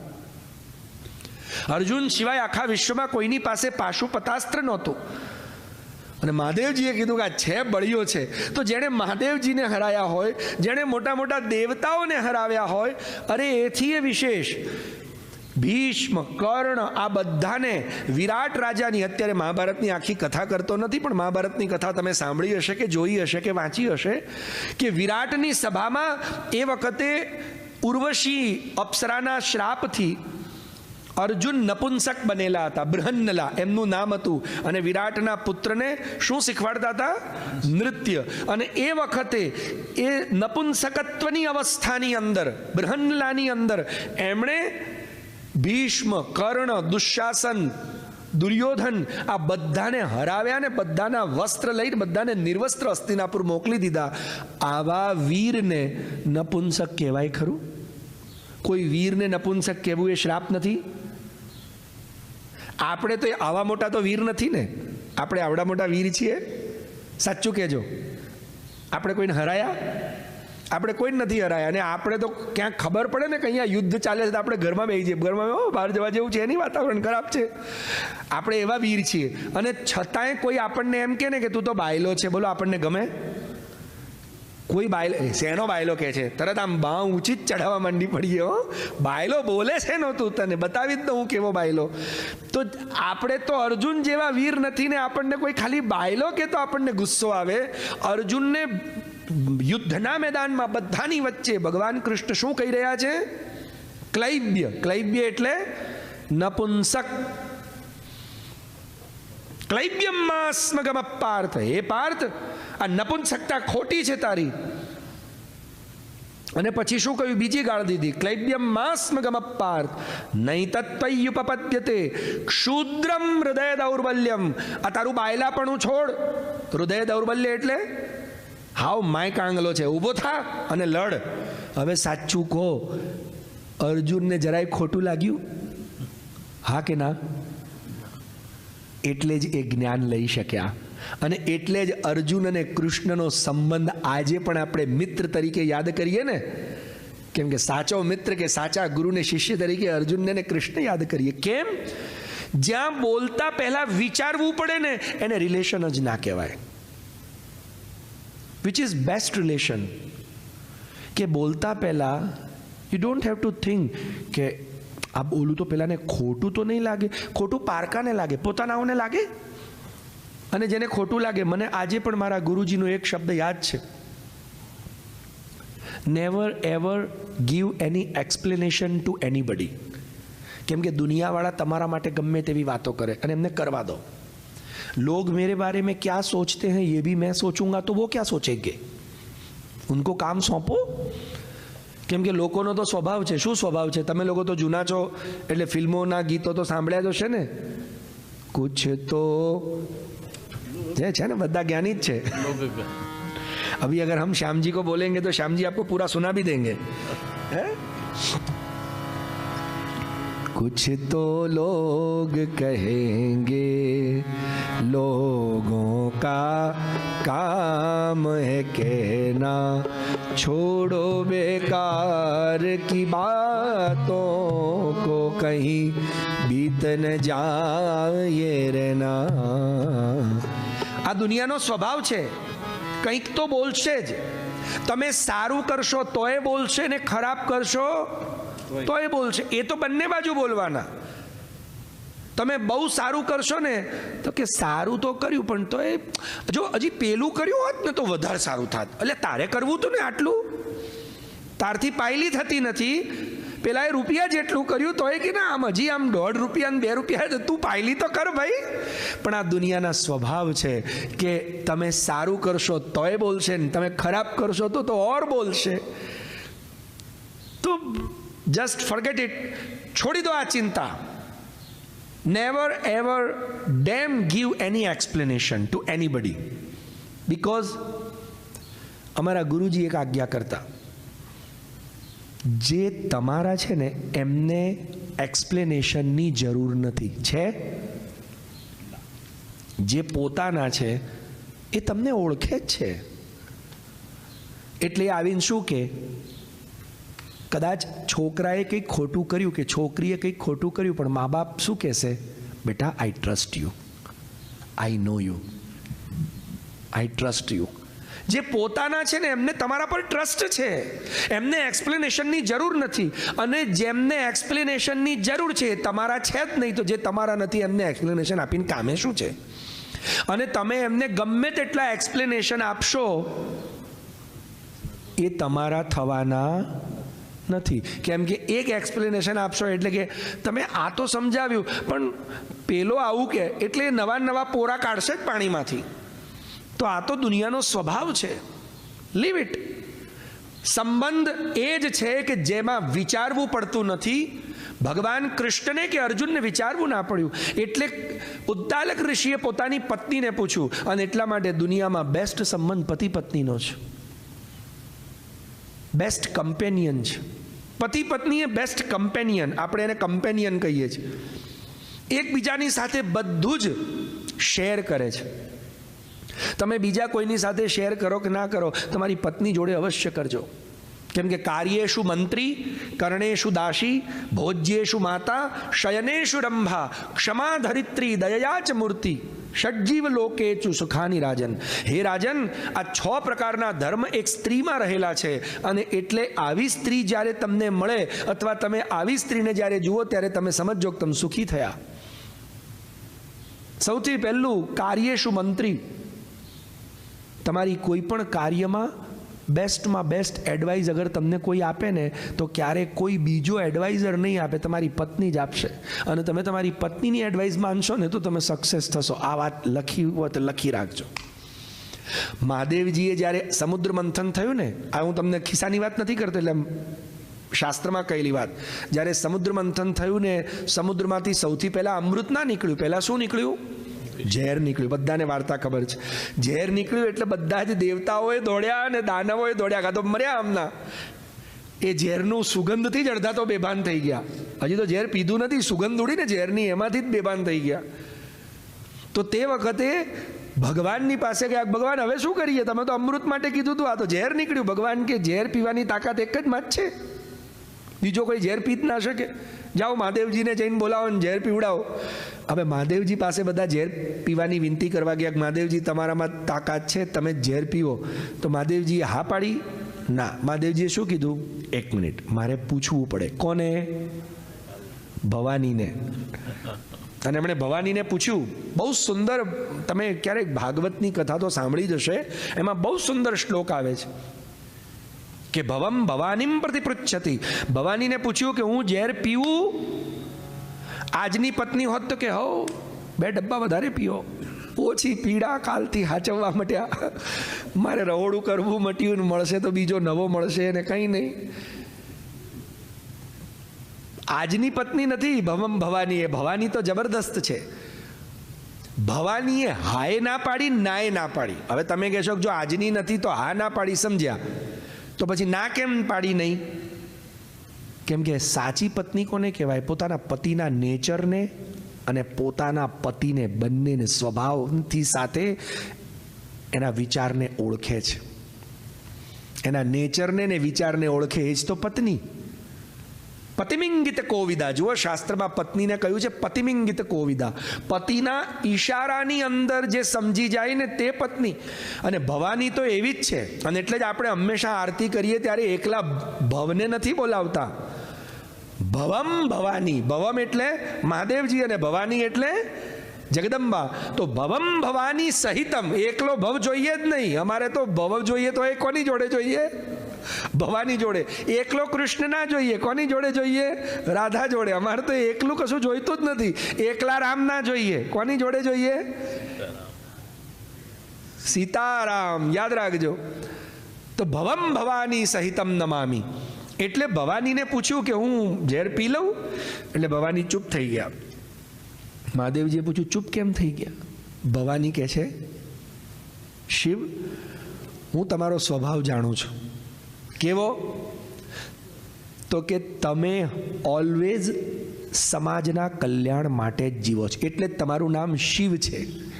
શિવનો અર્થ થાય કલ્યાણ. શિવનો અર્થ શું થાય? તમે તમારી પાસે ડિક્શનરી હોય ને તો ડિક્શનરીમાં જોજો કે what is the meaning of Shiv. તો શિવનો એક જ મિનિંગ થાય કલ્યાણ. એટલે પાર્વતીજી કહી રહ્યા છે, જગદંબા કહી રહ્યા છે કે હું તમને ઓળખું છું કે તમે જગતના કલ્યાણ માટે જ જીવો છો. એટલે તમે આ વિષ પીને જગતનું કલ્યાણ કરવાના એ તમારો સ્વભાવ છે. હું ના પાડીશ તોય તમે મને હા પડાવશો, કેમ કે તમારો સ્વભાવ લોકોનું કલ્યાણ કરવું. અને તમને આ ઝેર પીવાનો આદેશ કોણે આપ્યો છે? તો કે ભગવાને. ભગવાને કીધું ને કે મહાદેવજીને કહો, મહાદેવજી સિવાય કોઈ ના પીવે. અને તમે તમારા પ્રિયતમને એટલો પ્રેમ કરો છો. વિષ્ણુનું હૃદય શિવ છે ને શિવનું હૃદય વિષ્ણુ છે. એટલે તમે એટલો પ્રેમ કરો છો એમને, તમારા પ્રિયતમને, કે એની આજ્ઞા તમે ક્યારે ઉથાપવાના નહીં. એટલે તમે જગતનું કલ્યાણ કરવાના છો અને તમારા પ્રિયતમની આજ્ઞા માનવો એ તમારો વિચાર છે. એટલે હું હા પાડું તો હાથ કપાય અને ના પાડું તો નાક કપાય. એટલે મારે કંઈ કરવું નથી. જેમ તમને યોગ્ય લાગે. તમે મારા સ્વામી છો એટલે ઉત્તમ જ વિચાર કરશો. અને તે જ વખતે સમજી ગયા કે મારે મરવાનું એ નથી અને મારે જગતનું કલ્યાણ કરવાનું છે. એટલે મહાદેવજીએ ઝેર પી અને ક્યાં ભરી દીધું? ગળામાં. બાકી અંદર ઉતારી શકતા હતા ને? જે જીભ ઉપર મૂકી શકે તે અંદર ના ઉતારી શકે? તો કે નહીં, જીભ ઉપર એટલે મૂકી દીધું અને જીભ ઉપર એ ના મૂક્યું, ગળામાં ભર્યું. ગળામાં કેમ ભર્યું ખબર છે? બોલવું ના પડે, ગળું અટકી જાય. આ દુનિયામાં જેટલા પ્રોબ્લેમ્સ થાય છે ને બોલવાના કારણે જ થાય છે. જેટલા પ્રોબ્લેમ્સ થાય છે, કોઈ દિવસ તમે ઓછું બોલ્યા હો અને પ્રોબ્લેમ થયો હોય આવું ક્યાંય થયું છે? ના. પ્રોબ્લેમ બોલવાથી જ થાય છે. મહાદેવજીએ નક્કી કર્યું કે મૌનની અંદર જે તાકાત છે ને, લોકો 4 ઋષિ મુનિઓ, આપણે કેમ આમને અષ્ટાવક્ર મુનિ કહીએ છીએ, જે મનનશીલ, બોલે નહીં અને બોલે તો એવું બોલે કે જનક જેવા રાજાને સીધા બ્રહ્મની ઓળખાણ કરાવી દે. બાકી એ બોલે જ નહીં. મૌન રહે એને મુનિ કહેવાય. એટલે અમારા સુંદર રીતે ધ્યાનથી સમજજો કે વિષને ગળામાં ભરી દીધું. તો પત્ની જેવી સલાહકાર બીજી આ દુનિયામાં કોઈ ના મળે તમને. ઉદ્દાલક ઋષિએ એટલે પત્નીને પૂછ્યું અને પત્નીએ સલાહ આપી કે તમે આટલી ચિંતા કરો છો, એના કરતાં એક કામ કરો. આમ પણ તમને એમ થાય છે ને કે તમે વયોવૃદ્ધ થઈ ગયા, તમારો આશ્રમ કોણ સંભાળશે, અને તમારે તમારા કહોડ શિષ્યને જવા દેવો નથી, રાઈટ?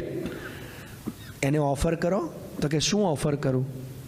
આશ્રમ આશ્રમની લાલચમાં ના રોકાય. તો કે આપણે એમના આશ્રમ ઓફર નથી કરવો, આપણે એને આપણી દીકરીના પતિ બનવાનું ઓફર કરીએ, આપણા જમાઈ બનવાનું. જમાઈ બન્યા પછી તો આપણું માનશે ને? તો કે હા, તો માને ને.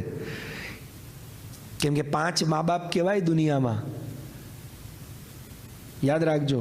જન્મદાતા, ભયત્રાતા, પત્નીતાતસ્તથૈવ ચ, વિદ્યાદાતા, અન્નદાતા, પંચૈતે પિતર સ્મૃતા. આ 5 મા બાપ કહેવાય. તમારા જન્મ આપનારા તમારા મા બાપ, જન્મદાતા, ભયસ્ત્રાતા, તમને જે ભયમાંથી બચાવે ને એ પણ મા બાપ કહેવાય. ભયથી બચાવવાનું કામ મા બાપનું છે. અને એટલે જ આપણે જ્યારે કોઈ અચાનક આપણે બહુ જ ભયમાં આવી ગયો અને આપણને કોઈ બચાવે તો આપણે શું કે તું તો યાર ભગવાન બનીને આવ્યો, તું તો યાર ખરેખર. અને ભગવાન પરમ પિતા છે ને, એટલે ભયસ્ત્રાતા. પછી 3જા નંબરમાં પત્નીતાત, તમારી પત્નીના મા બાપ પણ તમારા શું કહેવાય? મા બાપ.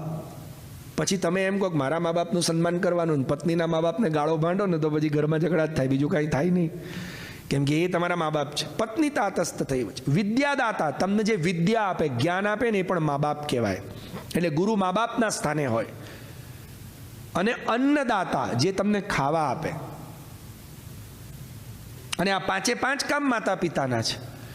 અને માતા પિતાની આજ્ઞા ઉત્થાપાય નહીં એવું વેદ કહે છે. એટલે આપણી દીકરી એને ઓફર કરીએ કે તું અમારી દીકરી જોડે લગ્ન કર અને દીકરીને અને અમારા આ આશ્રમને સંભાળ. પછી મા બાપની આજ્ઞા માનશે. એટલે કહોડે માની લીધી અને કહોડ પરણી ગયા એમની દીકરી સુજાતાને. સુજાતા પણ નાનપણથી વેદ ભણતી હતી ને વેદ ભણનારા બાળકોને વેદ શ્રવણ કરતી હતી, ભણતી નહોતી. આજને દિવસે એક થોડી તકલીફ, ખબર નહીં માર્કેટમાં ક્યાંથી આવી એ અમને નથી ખબર, પણ આવી ગઈ છે. કોઈ દિવસ કોઈ પણ સ્ત્રીથી ગાયત્રી મંત્ર ન બોલાય, બ્રાહ્મણની સ્ત્રીથી પણ ગાયત્રી મંત્ર ન બોલાય. પણ આજને દિવસે આ કોઈને ખબર નથી. એટલે સુજાતા ઉદ્દાલક ઋષિની દીકરી છે, પણ વેદના મંત્રો ભણતી નથી. યાદ રાખજો. કેમ કે વેદના મંત્ર ભણવા માટે વેદ માતા ગાયત્રી, ગાયત્રી એ વેદ, ગાયત્રીનું પૂજન થઈ શકે, ગાયત્રીની સ્તુતિ થઈ શકે. પણ જે ગાયત્રી મંત્ર છે ને એ તો જેને યજ્ઞોપવિત હોય ને, યજ્ઞોપવિત એટલે જનેઉ, એ જ બોલી શકે. એટલે સુજાતા નાનપણથી વેદ સાંભળતા વેદના રહસ્યો જાણતી. અને એ પણ નાનપણથી કહોડને બહુ જ પસંદ કરતી કે સારો વ્યક્તિ છે, સ્વભાવથી પણ સારો છે, વિદ્વાન છે, અન્ડરસ્ટેન્ડિંગ છે. એટલે એને પણ જ્યારે એના પિતાએ કીધું કે તું આની સાથે પરણીશ તો એને પણ વાંધો ન આવ્યો. મેં તમને આજે હમણાં વાત કરીને પ્રારંભમાં જ કે અષ્ટાવક્ર ગીતા, તો કેમ અષ્ટાવક્ર ગીતા છેલ્લે ભણવાની આવે? અને એટલે અષ્ટાવક્ર ગીતાનું નામ શું છે ખરેખર? મહાગીતા. બેઝિકલી અષ્ટાવક્ર ગીતાનું નામ શું છે? Mahageeta. Why we are calling Mahageeta? કેમ કે આ ગીતા ભણ્યા પછી તમારી બધી જ ભ્રમણાઓ તૂટી જશે. અત્યાર સુધી અહીંયા બેસીને અમારા જેવા લોકો કે અમે પોતે પણ કદાચ તમને તમારું ગમતું બોલતું સંભળાવ્યું હશે, તમને જે ગમે તે. પણ અષ્ટાવક્ર એક જ એવા છે, આમ પણ એમનું નામ જ અષ્ટાવક્ર, 8 અંગેથી વળેલા છે. વાંકો માણસ સીધું કશું બોલે? વાંકો સીધું બોલે? વાંકો સીધું બોલે જ નહીં, બધું વાંકું જ બોલે. એટલે અહીંયા બેસીને અત્યારે તમે એમ માનતા નહીં કે ગિરિરાજ તમને કથા સંભળાવે છે. આ ગિરિરાજ નથી સંભળાવી રહ્યો. અત્યારે આપણે સ્તુતિ કરીને વંદન કર્યા ને, એટલે હવે અષ્ટાવક્રજી જ તમને પોતાની કથા સંભળાવે. એટલે અહીંયાથી કદાચ તમને આ 7 દિવસ વાંકી વાતો જ સાંભળવા મળશે. સીધી વાતો કદાચ સાંભળવા ના મળે. સમજ્યા? એટલે તમે એવી અપેક્ષા રાખતા હો કે ના અમને ગમતું કરશો. યાદ રાખજો, તમને શું ગમે છે ને એ બોલવા માટે વ્યાસપીઠ નથી. તમને શું ગમે છે એવું બોલવા માટે આ વ્યાસપીઠ નથી. પણ વ્યાસપીઠ એના માટે છે કે અમે એવું બોલીએ, કદાચ તમને ન પણ ગમે, કદાચ થોડું કડવું એ હશે, કદાચ થોડું અલગ પણ હશે, પણ એવું બોલીએ કે જેનાથી તમે પરબ્રહ્મ પરમાત્માને ગમતા થઈ જાઓ. તમને શું ગમે છે મહત્વનું નથી, તમે ભગવાનને ગમતા થઈ જાઓ અને ભગવાન તમને ગમતો થઈ જાય, પછી ચિંતા દુનિયામાં રહી. આપણે ભગવાનના બની જઈએ અને ભગવાન આપણા થઈ જાય, પછી આ દુનિયામાં પછી દુનિયાની પરવા ખરી? અમે હમણાં જ અંદર ચર્ચા કરતા હતા, બહુ સુંદર પેલું ભજન છે ને, मेरी लगी श्याम संग प्रीत के दुनिया क्या जाने, मेरी लगी श्याम संग प्रीत के दुनिया क्या जाने, क्या जाने भाई क्या जाने, क्या जाने कोई क्या जाने, क्या जाने कोई क्या जाने, क्या जाने कोई क्या जाने, क्या जाने कोई क्या जाने, क्या जाने कोई क्या जाने, मुझे मिल गया, मुझे मिल गया, मुझे मिल गया मन का मीत के दुनिया क्या जाने, मिल गया मन का मीत दुनिया क्या जाने, मेरी लगी श्याम संग प्रीत के दुनिया क्या जाने, मेरी लगी शाम संग प्रीत ये दुनिया क्या जाने,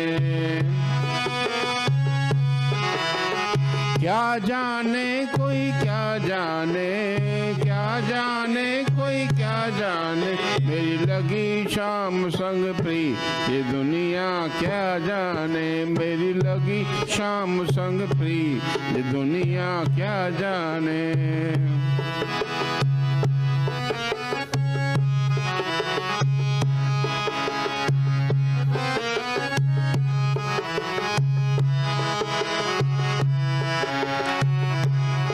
हमारे श्याम जी बहुत अच्छे भजन गाते हैं, तो हमने कहा कि आज उनका भी एक भजन सुन लें।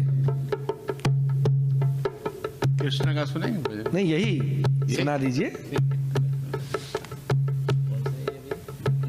क्योंकि इसी भजन में वो हिंदी भाषी हैं और यहाँ भी शायद कोई हिंदी भाषी बैठा हो, मुझे नहीं पता। थोड़ा हिंदी में आपको समझा देता हूँ कि इसी भजन में ये बात समझाई गई कि जब आपको श्याम से प्रीत लग गई और श्याम आपके हो गए, अर्थात તમે ભગવાનને ગમતા થઈ ગયા ને ભગવાન તમને ગમતા થઈ ગયા, પછી ये दुनिया क्या जाने, પછી દુનિયાથી મારે શું લેવા દેવા, પછી દુનિયાને જે જાણવું હોય તે જાણે, અને મારે જ્યારે શ્યામથી પ્રેમ થઈ ગયો ને શ્યામને મને મારાથી પ્રેમ થઈ ગયો, પછી મારે દુનિયાની પરવા કરવાની જરૂર છે ખરી? પણ આપણે સૌથી વધારે કોની પરવા કરીએ છીએ? નાનામાં નાનું કામ કરીએ તો એ પહેલા કોનો વિચાર કરીએ? લોકો શું કહેશે? અને હંમેશા આપણને નાનપણથી આવું શીખડાવવામાં આવ્યું છે. શું શીખડાવવામાં આવ્યું છે ખબર છે? અલા સરખી રીતે ચાલજે, નહીં તો 4 લોકો ગામમાં વાત કરશે. સરખી રીતે ચાલજે, નહીં તો 4 લોકો ગામમાં વાત કરશે. હું નાનો હતો ને ત્યારે મને બહુ એમ થાય કે આ કયા 4 લોકો છે જે ગામમાં વાતો કરે છે, પકડી મારું એમને. પણ 4 લોકો મળે જ નહીં. મેં કીધું આ કયા 4 લોકો છે જે ગામમાં જ જઈને વાત કરે છે, મારી જોડે આવીને વાત નથી કરતા, ગામમાં જઈને વાત કરે છે. પછી એક દિવસે છે ને, તો હું આવતો હતો ને ક્યાંકથી ગામના પાદરેથી, કેમ કે હું બહુ નાના ગામમાં ભણીને મોટો થયો. ઉત્તર ગુજરાતની અંદર મહેસાણા અને ઊંઝાની વચ્ચે ભાંડુ ગામ, જ્યાંના તમારા આ પટેલ સ્ટોરવાળા મફત કાકા છે ને, એ ભાંડુ ગામ. અને મફત કાકાની સ્કૂલમાં જ મારા મધર પ્રિન્સિપાલ હતા. તો ભાંડુની અંદર બહુ નાનું ગામ હતું એ વખતે, સમજ્યા? અમે તો ભેંસ ઉપર બેસીને સ્કૂલ જતા હતા. આ તો હું આટલી શુદ્ધ ગુજરાતી બોલું, નહીં તો હમણાં મહેસાણાની બોલે ને તો ભોંડુમાં રહેતા હતા, એમ કહેવાય. ભાંડુ ન કહેવાય, ભોંડુ કહેવાય. ઉત્તર ગુજરાતની અંદર અમારે ત્યાં અમે બધા નાનપણમાં તો આવી જ ભાષા બોલતા હતા. આ તો થોડા બહાર નીકળ્યા એટલે સુધરી ગઈ, નહીં તો હું સને ચમસન બહુ, એ નાનપણનો આનંદ જ અલગ હતો. તો એ ગામની અંદર આવું નાનપણમાં કહેવામાં આવે. અમારા બધા વડીલો હોય ને, જે પાદરે, એને પાદરું કહેવાય. પાદરે એક ઝાડ હોય ને, ઝાડની નીચે બધા ફાળિયું બાંધીને કાકાઓ બેઠા હોય ને, કે એ અલ્યા સમજીને હાલ છે, આ બધા ગામમાં 4 જણા તારી વાતો કરશી. હા 4 જણા વાતો કરશે. હાર ત્યારે કયા 4 જણા છે, પકડીને મારીએ નહીં એમને. એક દિવસ પાદરેથી હું આવતો હતો ને, તો 4 જણા મને દેખાયા. પણ એ 4 જણા છે ને એકલા ના દેખાયા. એ 4 જણાએ ખભા ઉપર કોઈકને ઉપાડી રાખ્યો હતો. અને એક જ વાત કરતા હતા, શું? રામ નામ. શું બોલતા હતા? રામ નામ. અલ્યા સત્ય હે તો બોલો. હે રામ નામ. હાય હાય શરમાય છે આ બધા. થોડું જોરથી બોલો, રામ નામ. આ આપણે છે ને રોજ બોલવાની જરૂર છે, કેમ કે આ 4 જણા છેલ્લે આ જ બોલવાના છે, બીજું એમની પાસે બોલવા માટે કંઈ બચ્યું નથી. અને ત્યારે એક જ વાત શીખવાડે છે કે આ દુનિયામાં તમે ગમે તેટલા મોટા થઈ જાઓ, નાના થઈ જાઓ, તમે મહાન થઈ જાઓ, પૈસાવાળા થઈ જાઓ, જાડા થઈ જાઓ, ગોરા થઈ જાઓ, કશું જ સત્ય નથી. ખરેખર સત્ય એક જ છે ને, શું છે? રામનું નામ. પણ આપણને આ નાનપણથી કોઈ શીખવાડતું નથી. અષ્ટાવક્રજીએ બહુ સુંદર વસ્તુ શીખી, કેમ કે એમની માં અને એમના પિતા, માં સુજાતા અને પિતા કહોડ, આ બંને ઉદ્દાલક ઋષિના આશ્રમમાં મોટા થયા. કહોડ ભણ્યા અને માં સુજાતા તો ઋષિની પુત્રી અને સાથે જ વેદ શ્રવણ કરતી. યાદ રાખજો, જેવા મા બાપ હોય ને એવી સંતતિ થાય. સંતાનને ઉત્તમ બનાવવી હોય ને તો જીજાબાઈ જેવી માં જોઈએ, તો શિવાજી થાય.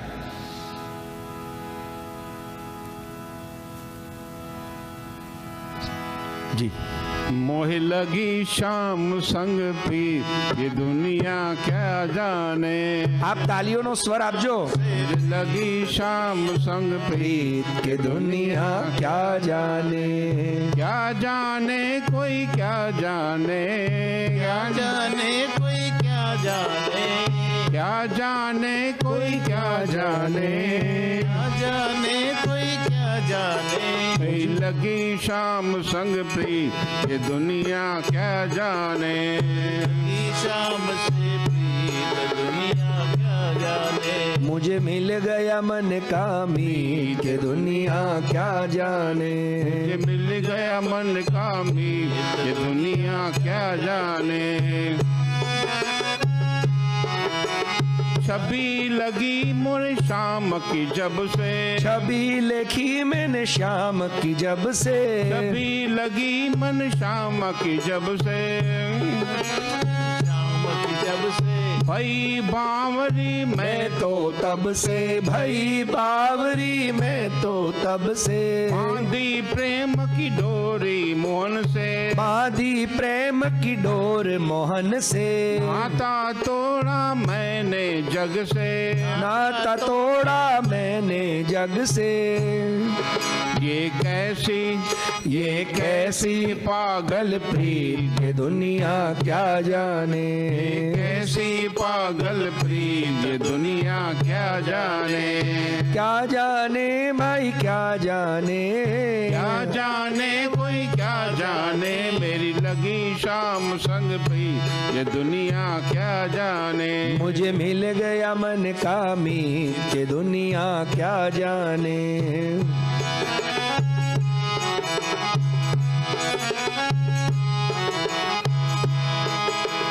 मोहन की सुंदर सूरतिया, मोहन की सुंदर सूरतिया, मोहन की सुंदर सूरतिया, मोहन की सुंदर सूरतिया. मन में बस गई मोहनी मूर्तिया, मन में बस गई मोहनी मूर्तिया.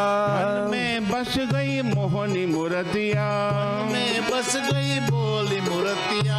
लोग कहे भाई बावरिया, लोग कहे मैं भाई बावरिया. लोग कहे मैं भाई बावरिया, लोग कहे मैं भाई बावरिया. हो जाऊं मैं तेरी सांवरिया, जानू मैं तेरी सांवरिया. ये कैसी निगोरी प्रिय दुनिया क्या जाने. ये कैसी निगोड़ी प्रीत, के दुनिया क्या जाने. क्या जाने कोई क्या जाने. क्या जाने भाई क्या जाने. लगी शाम संग प्रीत, ये दुनिया क्या जाने. मुझे मिल गया मन का मीत, के दुनिया क्या जाने. लगी शाम संग प्रीत, ये दुनिया क्या जाने. शाम से कि दुनिया क्या जाने. બેઝિકલી આ જે ભજન છે ને, આ અષ્ટાવક્ર ગીતા સાથે હમણાંનો જે ઉપદેશ છે ને એની સાથે, કે તમે એક વખતે જ્યાં સુધી દુનિયા જોડે નાતો તોડતા નથી ને, ત્યાં સુધી મોહન સાથે નાતો જોડાતો પણ નથી.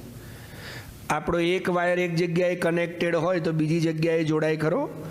તમે તમારો મોબાઈલની અંદર ચાર્જિંગ લગાવ્યું હોય, તમારા મોબાઈલમાં તમારો વાયર જોઈન્ટ છે, હવે વાયર બીજા મોબાઈલમાં જાય તો ક્યારે જાય? જ્યારે આ મોબાઈલમાંથી કાઢવો પડે ને. એમ જ્યાં સુધી આપણી સંસારમાં આસક્તિ છે ત્યાં સુધી શું કૃષ્ણમાં અથવા પરબ્રહ્મમાં પ્રેમ આસક્તિ થઈ શકે ખરી? નથી સંભવ. અને એટલા જ માટે શ્રેષ્ઠ માતા પિતાની જરૂર છે. અને એટલે આવા માતા પિતા કે જેમણે નાનપણથી ભગવાનના નામનું જ શ્રવણ મનન અને નિધિધ્યાસન કર્યું. એટલે સંતાન પેટમાંથી જ જ્ઞાની થઈ.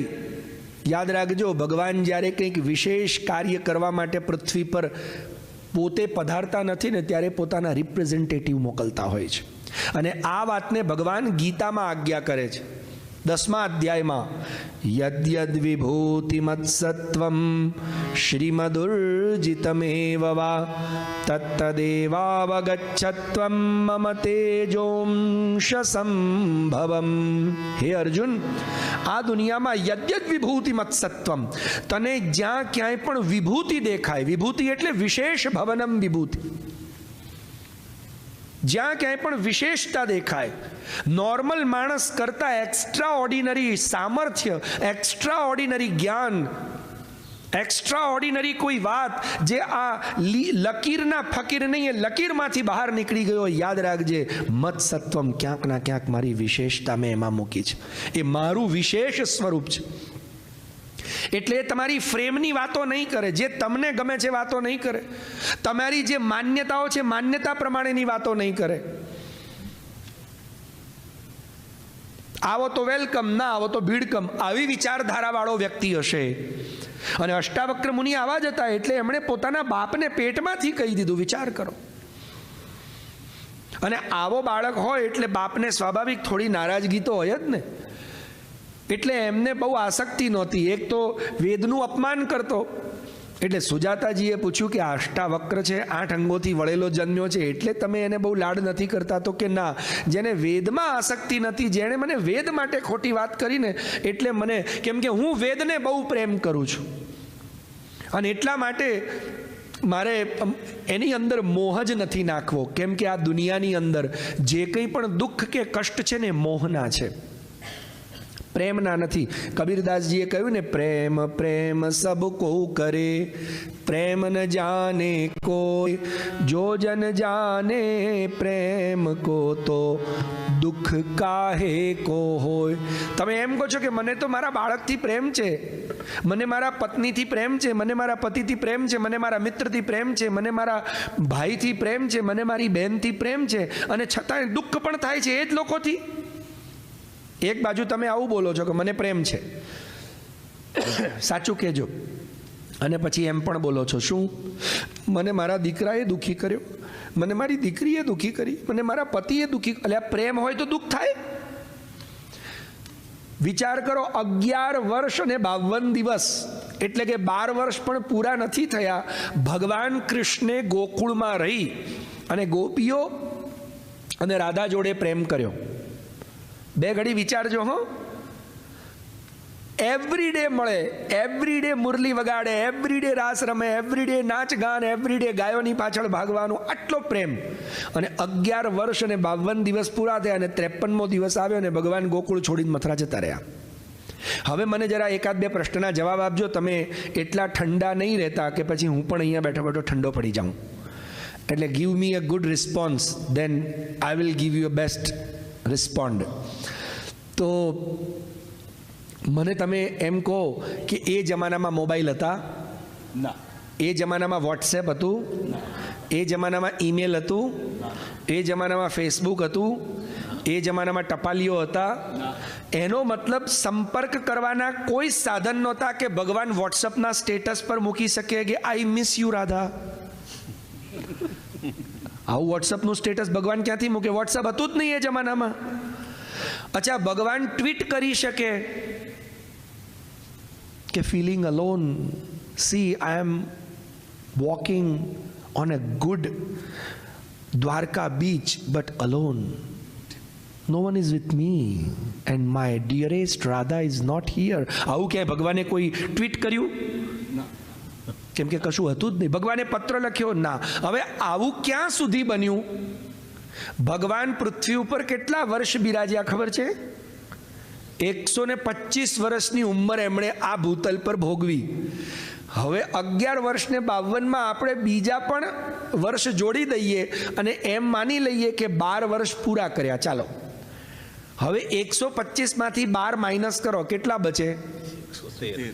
113. યાદ રાખજો, ભગવાન 12 વર્ષે જતા રહ્યા, ત્યાર પછી કોઈ કોન્ટેક્ટ નહીં, કોઈ સંપર્ક નહીં, કોઈ અપડેટ નહીં, કોઈ કોમ્યુનિકેશન નહીં, કોઈ ફોન કોલ નહીં, કોઈ ટ્રંક કોલ નહીં.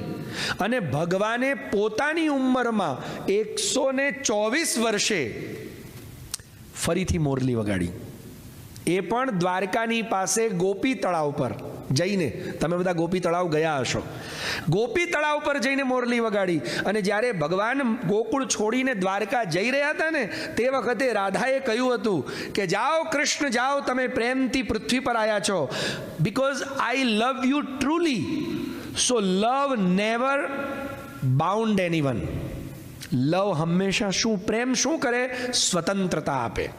પ્રેમ કોઈ દિવસ બંધન ન આપે, પ્રેમ દુઃખ ન આપે. હું તમારા વગર જીવી લઈશ, ન તમારા પર બ્લેમ કરીશ, ન તમને હું ગાળો દઈશ, ન હું તમારા માટે ખોટું ખોટું જતો રહ્યો, ખરેખર ખોટાડો, આવું કાંઈ જ, હું રડીશ પણ નહીં. અને 124 વર્ષ એટલે કેટલા વર્ષ થયા વિચાર કરો. 112 વર્ષ પછી રાધાએ એ વખતે કહ્યું હતું, જ્યારે તમને અમારી જરૂર પડે ને. આ શું કહ્યું હતું રાધાએ જતા જતા? જાઓ કૃષ્ણ, મને ખબર છે કે તમે ભૂતલ પર આવ્યા છો શું કરવા? પૃથ્વી પર. અને હું તમને પ્રેમ કરું છું ને, હું તમને કોઈ બંધનમાં નહીં બાંધું. પ્રેમનો મતલબ જ એ છે, પ્રેમ એટલે હુંય નહીં, પ્રેમ એટલે તુંય નહીં. યાદ રાખજો, પ્રેમ એટલે હુંય નહીં ને પ્રેમ એટલે તુંય નહીં. પ્રેમ એટલે હું અને તું છોડીને અમે બનવાની કેડીનો પ્રવાસ. પ્રેમ એટલે શ્વાસ, પ્રેમ એટલે વિશ્વાસ. પ્રેમની બહુ મોટી કવિતા છે. અત્યારે હું કવિતા સંભળાવવા નથી બેઠો, કેમ કે મારો વિષય પ્રેમથી પણ બિયોન્ડ છે. અષ્ટાવક્રજીએ તો આ પ્રેમની પણ એક લાસ્ટ કેટેગરીની વાત કરી છે. પ્રેમ એટલે શું? તો રાધાજીએ કીધું જાઓ, પણ જ્યારે જરૂર પડે ને ખાલી એકવાર યાદ કરજો. અને તમારે યાદ કેમ કરવાના? મોરલી વગાડજો. આખી દ્વારકા નગરીની અંદર ભગવાને અર્જુનનો રથ પકડ્યો, સુદર્શન ચક્ર પકડ્યું, ધનુષ પકડ્યું, તલવાર પકડી. આ પહેલી વાર ભગવાને 124 વર્ષે ફરીથી પાછી મોરલી પકડી. તમે દ્વારકામાં ક્યાંય મોરલી નહીં જોઈ હોય.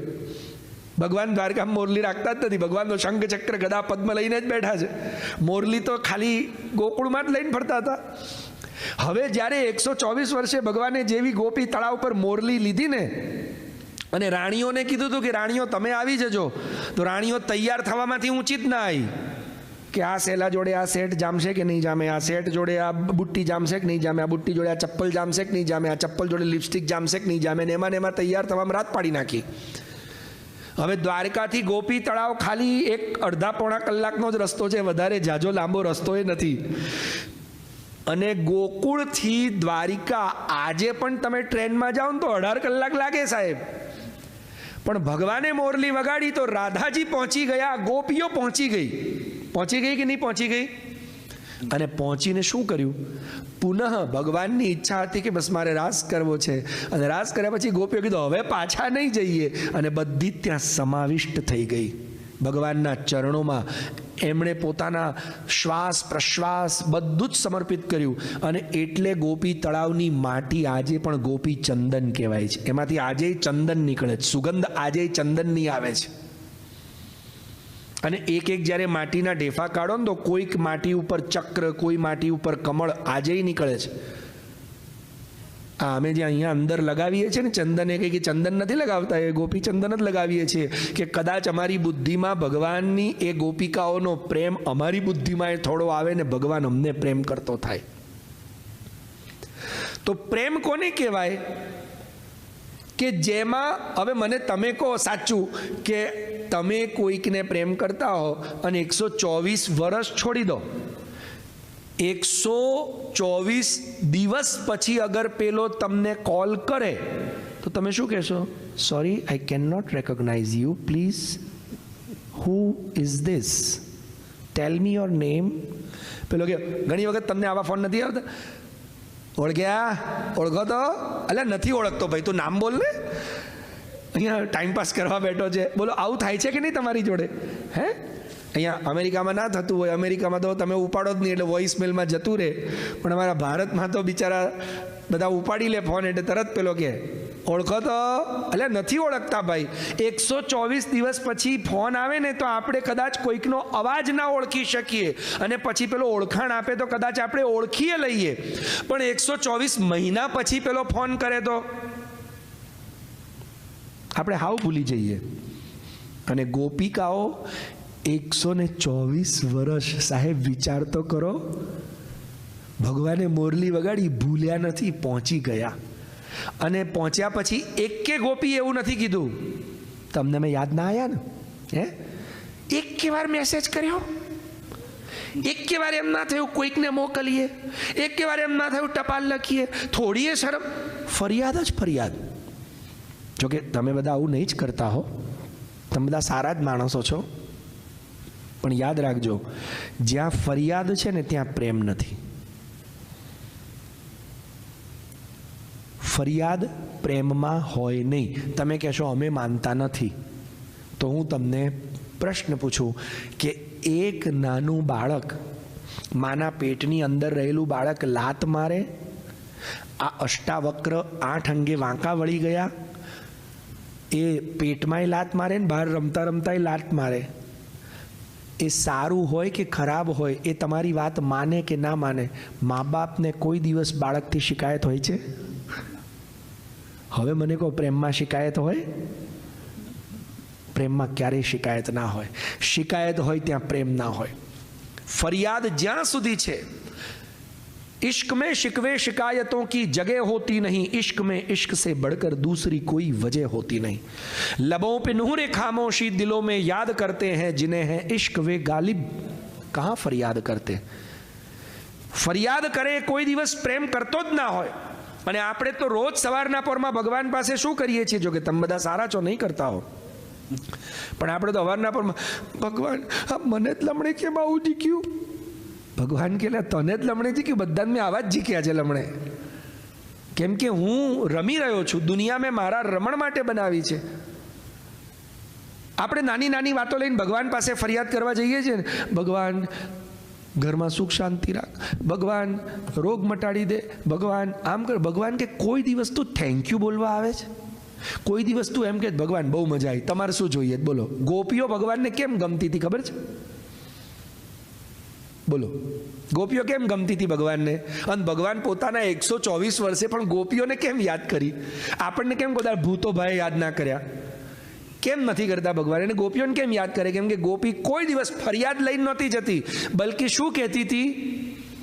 લાલા તારે માખણ ખાવું છે, તારે શું જોઈએ? બોલો, અમારે તો કાંઈ જોઈતું જ નથી તારી પાસેથી, તારે શું જોઈએ છે?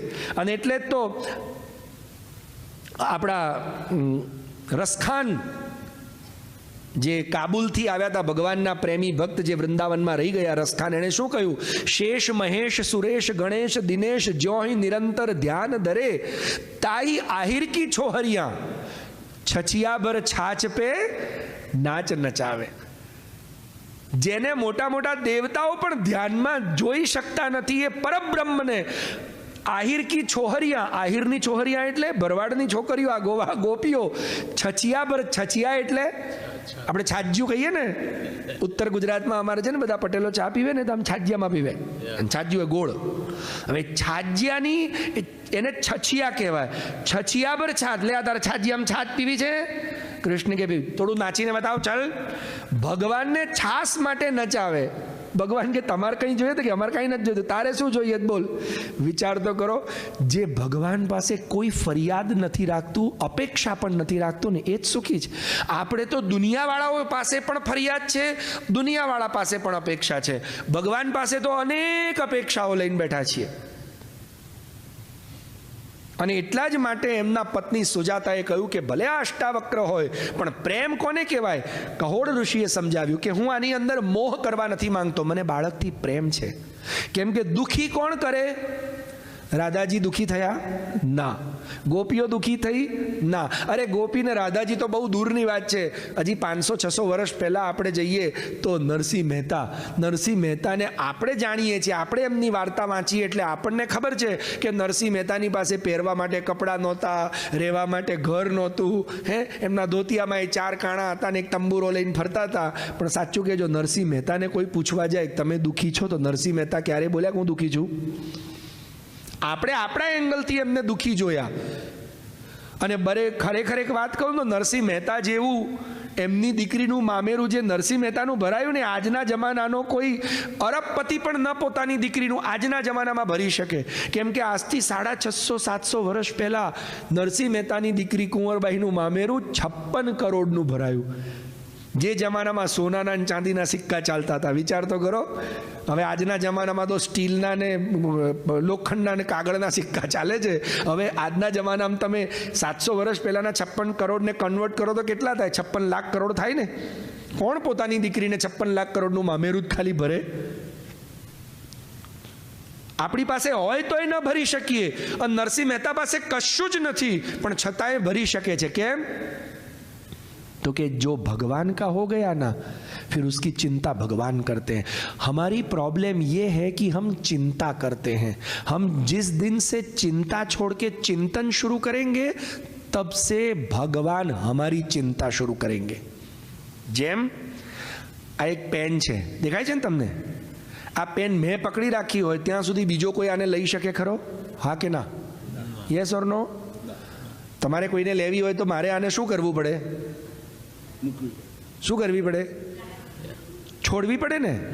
ના, જાહેર મૂકવી પડે નહીં. જાહેરમાં તો લૂંટવાની થોડી છે. પેલા બેન કે જાહેર મૂકવી પડે, પછી જુઓ તમારી હાલત શું થાય.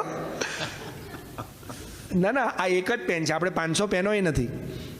પણ આ મેં પકડી રાખી હોય તો કોઈ લઈ શકે ના. એના માટે મારે શું કરવું પડે?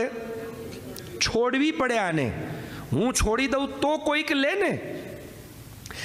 એમ આમ આપું ને કોઈકને, પણ હું અહીંથી કડક પકડી રાખું તો પેલો ખેંચી શકે ના. એટલે મારે ઢીલ છોડીને આમ છોડવી પડે. એવી જ રીતે જ્યાં સુધી તમે ચિંતાઓને પકડી રાખી છે ને ત્યાં સુધી ભગવાન પકડતા નથી. તમે ચિંતા છોડો એટલે ભગવાન કે હું બેઠો જ છું તારી ચિંતા પકડવા, પણ તું સામેના છેડેથી એવી મજબૂત પકડી રાખે છે કે હું ખેંચું તો એ છૂટતી નથી. આપણે પકડી જ રાખી છે ને ચિંતાઓ. વિચાર કરી લો, અષ્ટાવક્ર મુનિ વાંકા તેડા જીવિત પેદા થયા તો એમણે ચિંતા ન કરી, એમના પિતાએ પણ ચિંતા ન કરી. અને એમણે કીધું કે મારે મોહ નથી કરવો, એમાં મારે શું કરવું છે? પ્રેમ. અને પ્રેમનો મતલબ એને હું સંસ્કાર આપીશ. ભલે એણે અયોગ્ય કાર્ય કર્યું પણ એક પિતાની ડ્યુટી, પ્રેમ ઓલવેઝ ડ્યુટી નિભાવે. તમે જોજો, જેને પ્રેમ હશે ને પોતાની ડ્યુટી ક્યારેય નહીં છોડે. ગમે તેવો ઝઘડો થાય, બે દોસ્તારો, જો ભગવાન કૃષ્ણ અને અર્જુન આપણે દોસ્તાર ગણીએ તો ભલે બંને જણાએ કૃષ્ણે હથિયાર ઉઠાવવાની ના પાડી, હું હથિયાર નહીં ઉઠાવું, બરાબર, હું તારો રથ ચલાવીશ, અને રથ ચલાવતા ચલાવતા 4 ગાળ આપી, છતાં એમણે પોતાની ડ્યુટી છોડી. રથે ચલાવવાની ડ્યુટી કરીને, જ્ઞાન આપવાની એ ડ્યુટી કરીને, યુદ્ધે એને પેલો ડ્યુટી ભૂલી ગયો હતો.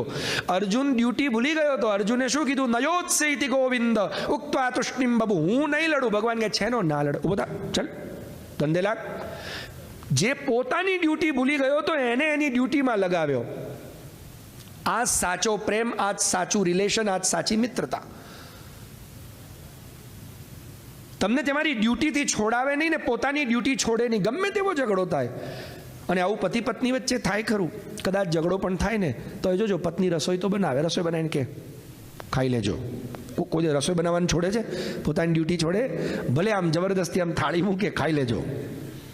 ચા પીવી છે? બનાવું? ભલે ગુસ્સામાં પૂછે, પણ પૂછે ખરી, પોતાની ડ્યુટી છોડતી નથી. પતિએ પૂછી લે, શાક લાવવાનું છે કે નહીં, કહી દેજે, પછી સાંજે મને કઠોળ નહીં ભાવે. એમ એકબીજાની ડ્યુટી નિભાવે છે. આને તો પ્રેમ કહેવાય. ત્યારે બીજું શું કહેવાય? નવો પ્રેમ ક્યાં બજારમાંથી લાવવાનો છે? પ્રેમ એટલે તમે તમારા કર્તવ્યો નિભાવો. કહોડ ઋષિ ધન કમાવા ગયા. એમની પત્નીએ કીધું કે તમારી પાસે ધન છે? કેમ કે બાળકના સંસ્કાર કરવા માટે ધન જોઈશે. એ ધન કમાવા માટે ગયા. તો કે હું કમાવા તો ક્યાં જઈશ? એના કરતાં હું અત્યારે રાજા પાસે જાઉં ને રાજાને કહું કે મને ધન આપો, અથવા એના માટે જે મારી ઉપયોગિતા હોય તે લઈ લો. અને જનક રાજા, આ જનક રાજા છે ને, એ સીતાજીના પિતા નથી. એક તમને ખુલાસો કરી દઉં કે સીતાજીના પિતાનું નામ પણ જનક, અને એમના વંશમાં જેટલા રાજા થયા ને બધા રાજાઓનું નામ જનક જ છે. કેમ કે જનક ખરેખર એમની પદવી છે. યાદ રાખજો, જનક એ એમની પદવી છે. એટલે એમાં જેટલા થાય ને એ બધા જ જનક. એટલે આ જે જનક જોડે અષ્ટાવક્ર મુનિનો સંવાદ થયો એ સીતા મૈયાના પિતા નથી. એ સીતા મૈયાના પિતાના પણ દાદા છે. આ હું કેમ કહી શકું છું કે સીતા મૈયાના પિતાના પણ દાદા અને પરદાદા હશે? કેમ કે રામાયણની અંદર આ પ્રસંગ આવે છે. ભગવાન શ્રી રામ જ્યારે પોતે કૈકેયી માતાના કહેવાથી પોતાના પિતાનું નામ રોશન કરી વિશ્વામિત્ર ઋષિના યજ્ઞની રક્ષા કરી સીતા મૈયાને પરણીને આવે છે, ને તે વખતે જ્યારે રાજ્યાભિષેક થવાનો હોય છે ને, અને તે વખતે કૈકેયી માતા જ્યારે વરદાન માંગે છે કે મારા પુત્ર ભરતને રાજગાદી મળે અને રામને 14 વર્ષનો વનવાસ મળે, તે વખતે એ હાથ જોડી પગે લાગીને પિતાજીને કહે છે રામચંદ્રજી કે પિતાજી આપે વચન આપ્યું છે ને પિતાએ આપેલા વચન, ખાલી પિતાએ કમાયેલી સંપત્તિ જ ભોગવવાનો પુત્રને અધિકાર નથી. પિતાની જે ડેપ્થ હોય, એટલે પિતાએ જે ઉધાર કર્યા હોય એ ઉધાર પણ છોકરાએ ચૂકવવા જોઈએ. પિતાએ આપેલા કમિટમેન્ટ પણ પુત્રે ફૂલફિલ કરવા જોઈએ. ભાઈ મારા બાપાએ મને બધું જ આપ્યું, તો કમિટમેન્ટ ખાલી સંપત્તિ જ આપી? સંપત્તિની સાથે એમના સંસ્કારે આપ્યા, સંપત્તિની સંસ્કારની સાથે સાથે એમણે મને એમના કમિટમેન્ટે આપ્યા, એમની સાથે સાથે એમનું ઉધારે આપ્યું, એમના બધા રિલેશન્સ પણ આપ્યા. એટલે બધું જ સાચવવાની જવાબદારી હોય ને. શ્રી રામચંદ્રજી એવા સુપુત્ર છે. એટલે શ્રી રામચંદ્રજીએ કહ્યું કે પિતાજી, આપે આપેલું વચન જો આપની આસક્તિના કારણે તૂટી જાય તો એ ન થવા દઉં. આપને કોઈની આગળ નીચા જોણું ન થાય, એ તો પુત્રનું કર્તવ્ય છે. પુત્ર કોને કહેવાય? પુમનામ નરકા ત્રાયતે રક્ષતે ઇતિ પુત્ર. પુમ નામના નરકમાંથી પોતાના માતા પિતાને પોતાના કર્મોથી બચાવે એનું નામ તો પુત્ર. અને એટલે હું વનવાસ જઈશ. તે વખતે શ્રી રામચંદ્રજીના પિતા દશરથજી રામાયણમાં, વાલ્મીકી રામાયણમાં બહુ સુંદર વચનો છે, અને કહે છે કે હે રામ, આજે તમે મને ખરેખર સિદ્ધ કરી દીધો, કૃતાર્થ કરી દીધો. જેમ અષ્ટાવક્ર મુનિએ પોતાના પિતા કહોડને કૃતાર્થ કર્યા ને, એવી રીતે તમે મને કૃતાર્થ કર્યો. આ ભગવાન શ્રી રામજીના પિતા બોલે છે. એનો મતલબ એમ થયો કે રામજીના પહેલા કહોડ થઈ ગયા, રામજીના પહેલા અષ્ટાવક્ર થઈ ગયા. બરાબર? આ વાક્યથી એ કન્ફર્મ થાય ને. એટલે કહોડ ધન કમાવા માટે તો ગયા હતા, પણ પછી જનક રાજાના ત્યાં ગયા. ને જનક રાજાના ત્યાં ગયા ત્યારે જનક રાજાને એમણે કીધું કે જનક રાજા, મારે ધન જોઈએ છે, એના બદલામાં મારે શું કરવું પડશે? તે જ વખતે ત્યાં બંદી નામના એક વિદ્વાન બેઠેલા હતા, જ્ઞાની પંડિત. અને બંદીએ કીધું કે અત્યારે મારી જોડે શાસ્ત્રાર્થ કરો અને મને શાસ્ત્રાર્થમાં હરાવો તો જનક રાજાએ અહીંયા 1000 ગાયો અને આ ધન રાખ્યું છે, બધું જ તમારું, અથવા તમારી જે ઈચ્છા હોય તે તમને બધું આપી દઈએ. કહોડે વિચાર કર્યો કે આ તો બહુ સારો અવસર છે, હું તો જ્ઞાની છું જ. પણ એને ખબર નહોતી કે જ્ઞાની અને કપટીમાં શું અંતર હોય. ઘણી વખતે સાચા જ્ઞાનીઓ છે ને, યાદ રાખજો, અમારા ગુરુજી એક બહુ સરસ વાત કે આ દુનિયામાં 2 પ્રકારના લોકો હોય. તમે પણ જોયા હશે, એક સિદ્ધ અને એક પ્રસિદ્ધ. દુનિયામાં કેટલા પ્રકારના લોકો હોય? સિદ્ધ અને પ્રસિદ્ધ. જે સિદ્ધ હોય ને એમને પ્રસિદ્ધિની જરાય ચાહના ના હોય, અને જે પ્રસિદ્ધ હોય ને એ ખરેખર સિદ્ધ ના હોય, પણ પ્રસિદ્ધિનો એટલો ઘટાટોપ હોય ને કે આપણને ખબર જ ના પડે. આ બંદી એવા હતા, યાદ રાખજો, પ્રસિદ્ધ હતા બંદી. સમજ્યા? આમ એવું આમ લાગે મોટા, આમ 5-10 શિષ્યો લઈને બેઠા હોય, મોટું આમ જબરદસ્ત આડંબર ઘટાટોપ. બિચારા પેલા કહોડ તો કમાવા નીકળ્યા હતા કે ઠીક છે ચલો હું શાસ્ત્રાર્થ કરું, એકલા એકલા ચાલી નીકળ્યા પોતાનો ઝોલો પકડીને. અને આજના જમાનામાં ખરેખર આપણે લોકો પણ ઘણી આપણી માનસિક ફ્રેમોના કારણે સાચી જગ્યાએ આપણે જઈ શકતા નથી. તમે દેવરાહા બાબાનું નામ સાંભળ્યું હશે. દેવરાહા બાબાનું નામ કોઈએ સાંભળ્યું છે ભારતમાં? અચ્છા, 2-3 જણાએ સાંભળ્યું છે. દેવરાહા બાબાનો કોઈ ફોટો પણ નહોતું ખેંચી શકતું કેમેરામાંથી. દેવરાહા બાબા એકદમ વનની અંદર ઝાડની ઉપર એક નાની અમથી પેલી આમ લાકડાની પેલી બાંધી અને ત્યાં બેઠા રહેતા અને બસ પરમાત્માનું નામ. અને જે બોલે ને એ સત્ય થાય. જે લોકો જાણે છે એમને જાણતા જ હશે, જે 3-4 જણાએ હાથ ઉઠાયા દેવરાહા બાબા માટે. એમનો અગર કોઈ ફોટો લે ને તો એની ફ્રેમ બગડી જાય, એની રીલ બગડી જાય, ફોટો ના આવે. તો કોઈ કે પૂછ્યું કે બાબા મને ફોટો તો લેવા દો, તો કે ફોટા ક્યાં લેના હૈ, तेरे अंदर मैं ही हूँ, बस उसका नाम जप कर हो जाएगा, मुझे कोई प्रसिद्धि नहीं चाहिए. એટલે આવા સિદ્ધ પુરુષો એ દુનિયામાં છે, સમજ્યા ને? પણ એમને કેટલા લોકો જાણે છે, કેટલા લોકો ઓળખે છે, એમના દર્શન કે એમનું જ્ઞાન કેટલા લોકોએ લીધું? સમજો વાત. તે કહેવાનું તાત્પર્ય આ ખરેખર કેમ કે પોતાનો ઝોલો લઈને નીકળે. એટલે આજની દુનિયામાં કેવું છે કે જે એકલો પોતાનો ઝોલો લઈને ચાલતો હોય ને તો આપણે ઠીક, હવે આ તો પંડિતજી છે, પણ આપણે મોટા મહારાજ કોને કહીએ? આપણી ફ્રેમ પ્રમાણે આ તો યાર મોટા મહારાજ છે, બોલો કોને કહીએ આપણે? પ્રસિદ્ધ.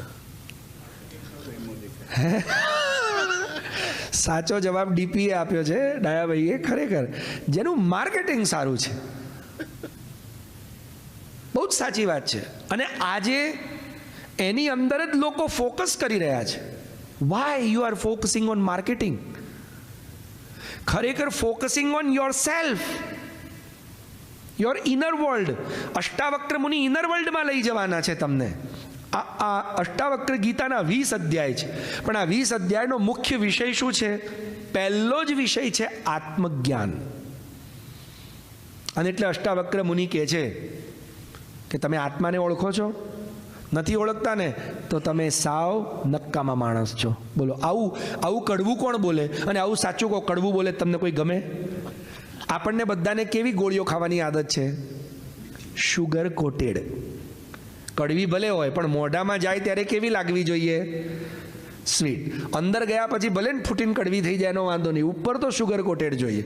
અષ્ટાવક્ર કહે છે મને શુગર કોટેડ આવડતું નથી. એટલે જનક રાજા જેવા જનક રાજા, એમની જ આપણે કથા કરી રહ્યા છીએ કે કહોડની સાથે બંદીનો શાસ્ત્રાર્થ થયો અને એમાં કહોડ છલ કપટના કારણે હારી ગયા.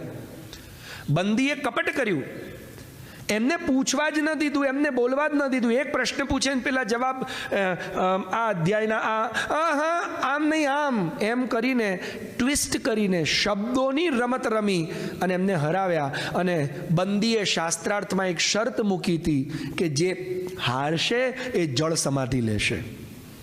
એટલે કહોડે જળ સમાધિ એટલે પાણીમાં ડૂબી જવાનું. એટલે અહીંયા જળ સમાધિ લઈ લીધી કહોડે. અહીંયા એમની પત્ની દુઃખી થઈ ગઈ. એમના પિતા આવીને કે બેટા મારો એકનો એક પ્રિય શિષ્ય, મેં વિચાર્યું હતું કે આ આશ્રમ સંભાળશે, તને સંભાળશે ને કેટલો આનંદ મારા ગઢપણમાં મને આનંદ આપશે કે એમનું વેદ સંભળાવીને. બિચારાએ જળ સમાધિ લઈ લીધી ને આ બધું જ બંદીના કારણે થયું. અહીંયા બાળકનો તો જન્મ થઈ ગયો, પણ હવે બાળકના સંસ્કાર કોણ કરે? એટલે ઉદ્દાલક ઋષિએ કર્યા. એ બાળક દિવસે દિવસે મોટો થયો અને 11 વર્ષનો એ બાળક થયો. કોણ? અષ્ટાવક્ર. અને જે વખતે અષ્ટાવક્ર જન્મ્યા ને એના જન્મના 4 દિવસ પછી જ ઉદ્દાલક ઋષિને પણ બાળક જન્મ્યો. એનું નામ હતું શ્વેતકેતુ. એટલે મામા ને ભાણિયો એક સાથે જન્મ્યા. સમજો, એમાં ભાણિયો મોટો હતો ને મામા 4 દાડા નાના હતા. કેમ કે પહેલાના સમયમાં નાનપણમાં લગ્ન થતા ને એટલે તમે આવું અનુભવ્યું હશે ગામડાઓમાં ઘણી વખત માં ને બેટી બંને એક સાથે સુવાવડ કરવા આવે પિયર, એવું એ થાય. એટલે અહીંયા ઉદ્દાલક મુનિને શ્વેત કેતુ જન્મ્યો. તો શ્વેત કેતુ પણ 11 વર્ષના થયા અને અષ્ટાવક્ર પણ 11 વર્ષના થયા. હવે અષ્ટાવક્ર શ્વેત કેતુ ઉદ્દાલક ઋષિની દાઢી જોડે રમીને, કેમ કે એમના નાનાજી થાય એટલે નાનાજીની જોડે રમી રહ્યા હતા અને ખોળામાં બેઠા બેઠા આમ સરસ મજાના વેદના વચનો શ્રવણ કરી રહ્યા હતા. અને તે જ વખતે શ્વેત કેતુએ આવીને કીધું, એ ઊભો થઈ જા અષ્ટાવક્ર, મારે બેસવું છે. તો બોલે કે આ મારા બાપુજી છે. શ્વેત કીધું કે તારા બાપા નથી, આ મારા બાપા, તારા તો નાનાજી થાય. તો કે મારા બાપા ક્યાં? તો કે જા તારા બાપાને ખોદીને લાવ, તારા બાપાને ખોળામાં બેસ. એટલે અષ્ટાવક્ર રડવા માંડ્યા. હજી બાળક છે, એને ખબર નહોતી કે આ મારા બાપા નથી ને આ મારા નાનાજી થાય. એટલે નાનાજીને પૂછ્યું. નાનાજી બિચારા કંઈ બોલ્યા નહીં અને પોતાની માના ખોળામાં જઈને રડતા રડતા કે મારી માં, મારા પિતાજી ક્યાં છે? માંથી રહેવાયું નહીં કે હવે આને 11 વર્ષનો થયો, હવે તો સમજદાર છે અને કહેવું જ પડશે કે બંદી નામના એક પંડિતે ખોટી રીતે શાસ્ત્રાર્થમાં હરાવી, તારા પિતા તો તારા સંસ્કાર કરવા માટે, તને બધું શીખડાવવા માટે ધન કમાવા જનક રાજા પાસે ગયા અને શાસ્ત્રાર્થમાં હારી ગયા. અને હાર્યા એનું પરિણામ શું આવ્યું? તો કે એમને જળ સમાધિ લેવી પડે. એટલે તારા પિતા તો છે જ નહીં અને એને બંદીએ ખોટી રીતે કપટથી હરાવ્યા છે. અને અષ્ટાવક્રે નક્કી કર્યું, હું બંદીને હરાવીશ, હું જનક રાજાની પાસે જઈને મારા પિતાને પાછા લાવીશ, ધન પણ લાવીશ ને બંદીને હરાવીશ અને સમજાવીશ કે તમારું આ નિયમ ખોટો છે. અને એટલે અષ્ટાવક્ર ચાલ્યા. અને હજી તો 12મું બેઠું છે. 11 વર્ષ માંડ માંડ પૂરા થઈને 12મું હજી તો બેઠું છે. અને જનક રાજાની સભામાં ગયા. તો જનક રાજાની સભામાં જઈ રહ્યા હતા ને, એમાં રસ્તામાં જનક રાજાનો રથ જઈ રહ્યો હતો. તો પેલા સિપાહીએ કીધું, એ આગો ખસી જા, જોતો નથી પાછળ રાજાનો રથ આવે છે, જય હો થઈ રહ્યું છે, રસ્તો ખાલી કર. એટલે અષ્ટાવક્ર વાંકા ચૂકા ચાલતા હતા ને, કેમ કે 8 અંગોથી વળેલા, એટલે વાંકા ચૂકા ચાલતા ચાલતા પેલાને કહી રહ્યા, કોણ રાજા, કયો રથ? અરે આ બધી નકામી માનેલી માન્યતાઓ છે. આ દુનિયાની અંદર રાજા તો એક જ છે અને આત્મા જ રાજા છે. આ બધા ખોખલા શરીર તો ડબ્બા છે. જેમ તમે મર્સિડીઝ લાવો, BMW લાવો, લિમોઝિન લાવો, ગમે તેટલી મોટી ને મોંઘી ગાડી લાવો, પણ એમાંથી એન્જિન કાઢી નાખો તો ગાડીને શું કહેવાય? ડબ્બો. પછી ગાડી હાલે? એ તો પતરાનો ડબ્બો છે, એન્જિનના કારણે ચાલે છે. તો આ એન્જિન તો આત્મા છે ને, એ જ રાજા છે. આ કોણ નવો રાજા પેદા થઈ ગયો છે, બીજા બધાને તુચ્છ ગણી રહ્યો છે અને બધાની અંદર એક જ આત્મા બિરાજમાન છે. એટલે જનક રાજાએ કીધું, આ છોકરો છે પણ સામાન્ય નથી લાગતો, લાવ એની પાછળ પાછળ જવા દે, ક્યાં જાય છે? તો ગયો તો જનક રાજાના મહેલમાં. જનક રાજાએ દરબાર પેલા સૈનિકોને કીધું, બોલશો નહીં, એને જે કરવું એ કરવા દો. પેલા સૈનિકોએ તો પોતાની ડ્યુટી નિભાવી. રોક્યો અષ્ટાવક્રને, ક્યાં જાય છે? તો કે તમારા રાજા પાસે જઉં છું. તો કે કેમ જાય છે? તો કે શાસ્ત્રાર્થ કરવા જઉં છું. કેમ? તો કે હજી તારે મૂછનો દોરોય બહાર નથી આવ્યો, તારા પગના ને હાથના ઠેકાણા નથી, હે? અને તે અત્યારથી વેદ શાસ્ત્ર બધું ભણી લીધું, શાસ્ત્રાર્થ કરવા જઈશ? હે? અને આ તો વિદ્વાનોની સભા છે, ગરડાઓની સભા છે, મોટા મોટા 80 વર્ષના અને 70 વર્ષના બધા કેટલાય વર્ષો સુધી તપ કરીને બેઠેલા તપસ્વીઓની સભા. એટલે અષ્ટાવક્રે કહેલા, તું ગાંડો છે? કોણે કીધું કે ઉંમર વધવાથી જ જ્ઞાન આવે? વાળ ધોળા ખાલી તડકામાં રહેવાથી થાય, ઉંમર વધવાથી થાય? ના લા, વાળ તો તમને કફ વધી જાય તોય વાળ ધોળા થઈ જાય. વાળ ધોળા થવા માટે ઉંમરને કાંઈ લેવા દેવા નથી. એમ જ્ઞાન માટે 70 વર્ષના થવું જરૂરી નથી. નચિકેતા 5 વર્ષના હતા, એને જ્ઞાન હતું. ધ્રુવ 5 વર્ષનો બાળક હતો ને એને ભગવાનને પ્રાપ્ત કરી લીધા. પ્રહલાદ 5 વર્ષનો બાળક હતો ને એને જ્ઞાન હતું. ભરત 5 વર્ષના હતા, શકુંતલાના પુત્રને, એમણે આખા ભારતને જીતીને સિંહના દાંત ગણ્યા. કોણ કે છે કે ઉંમરથી જ જ્ઞાન આવે? અને ઉંમર કોની થાય? ઉંમર કોની વધે? જો તમે બધા જ અષ્ટાવક્રના શિષ્ય બની ગયા, તમને જ્ઞાન થઈ ગયું, ઉંમર કોની વધે? શરીરની વધે. આત્માની ઉંમર વધે? આત્મા મોટોય ના થાય, આત્મા જાડોય ના થાય, આત્મા પતળો ના થાય. આ બધું શેને થાય? શરીરને થાય. તો શરીરની ઉંમર વધે ને એમ તો એ જૂનું થાય, એમ તો એ ખખડી જાય. આત્મા એવો ને એવો રહે. અને મારો આત્મા ને મારું શરીર બંને ઉત્તમ છે, મને અંદર જવા દે. એટલે રાજાએ કીધું જવા દો. પેલા સૈનિકોએ બોલ્યા આ તો બહુ વિદ્વાન છે, જવા દો એને. અંદર જવા દીધા. રાજા પણ અંદર પહોંચ્યા. તો જેવા રાજા પહોંચ્યા ને, રાજા સિંહાસન પર બિરાજ્યા અને આ સભામાં પહોંચ્યા તો બધા હસવા લાગ્યા, જોર જોરથી હસવા લાગ્યા. આ કોણ આવ્યું, કેવો છે? એમ ઠેકડી ઉડાડે ને, કેમ કે પેલો આમ 18 અંગોથી વળેલો વાંકો ચોકો ચાલતો ચાલતો આવે એટલે બધા હસવા લાગ્યા. જેવા હસવા લાગ્યા ને એટલે અષ્ટાવક્ર પણ હસવા લાગ્યા. એટલે એ વધારે જોરથી હસવા લાગ્યા, તે બધા બંધ થઈ ગયા. જોઈ લેજો, આ આપણને અષ્ટાવક્ર શીખવાડે છે. આપણે શું કરીએ? કોઈ આપણા ઉપર હસે એટલે આપણે તરત પેલો મારા પર હસે, બસ આ જ પ્રોબ્લેમ. તમે એના કરતાં ડબલ જોરમાં હસો, પેલો ઓટોમેટિક ચૂપ થઈ જશે, ટેન્શન ખતમ. મગજ પર લેવાનું જ નહીં. અષ્ટાવક્ર એટલા જોર જોરથી હસ્યા કે બધા ચૂપ થઈ ગયા. એટલે રાજાએ પૂછ્યું કે ભાઈ આ બધા હસે છે એ તો હું સમજુ છું કેમ હસે છે, પણ તું કેમ હસે છે? અષ્ટાવક્રને જનક રાજા પૂછે છે તું કેમ હસે છે? અને અષ્ટાવક્રે શું કહ્યું? જનક રાજા, હું એવું માનીને અહીંયા આવ્યો તો કે જનક રાજાની સભામાં મોટા મોટા તપસ્વીઓ, વિદ્વાનો, ઋષિમુનિઓ, જ્ઞાનીઓ બેઠા હોય છે અને શાસ્ત્રાર્થ થતો હોય. આ પહેલી વાર મને ખબર પડી કે આ તો મોચીઓની સભા છે. અહીંયા તો બધા મોચી બેઠા છે. એટલે જનક રાજા કે, અને તમે મોચીઓના સરદાર છો. એટલે જનક રાજાને તો ગુસ્સો ના આવ્યો, એને આ શબ્દ અહીંયા અડી ગયો કે આ મને મોચી કહેવાની હિંમત રાખે છે. એને ડર જ નથી. કેમ કે ડર શેનો? હવે અહીંયા બેઠેલા તમે બધા સાચું કહેજો, તમે ગીતાજી ભણી છે? ગીતાજી વાંચી છે? હા કે ના? અને એમાં એ પાછા જ્યારે કોઈ, આપણે તો ભારતમાં રહ્યા છીએ, અહીંયા અમેરિકાની સિસ્ટમ મને નથી ખબર, પણ ભારતમાં તો કોઈ ગુજરી જાય ને એટલે ત્રીજે દિવસે બધા શું બેસાડે? ગીતા વાંચવા બેસાડે. હવે ગીતાજી વાંચનારા પેલા તમને વાંચે પંડિતજી, તમે બધા સાંભળતા હો.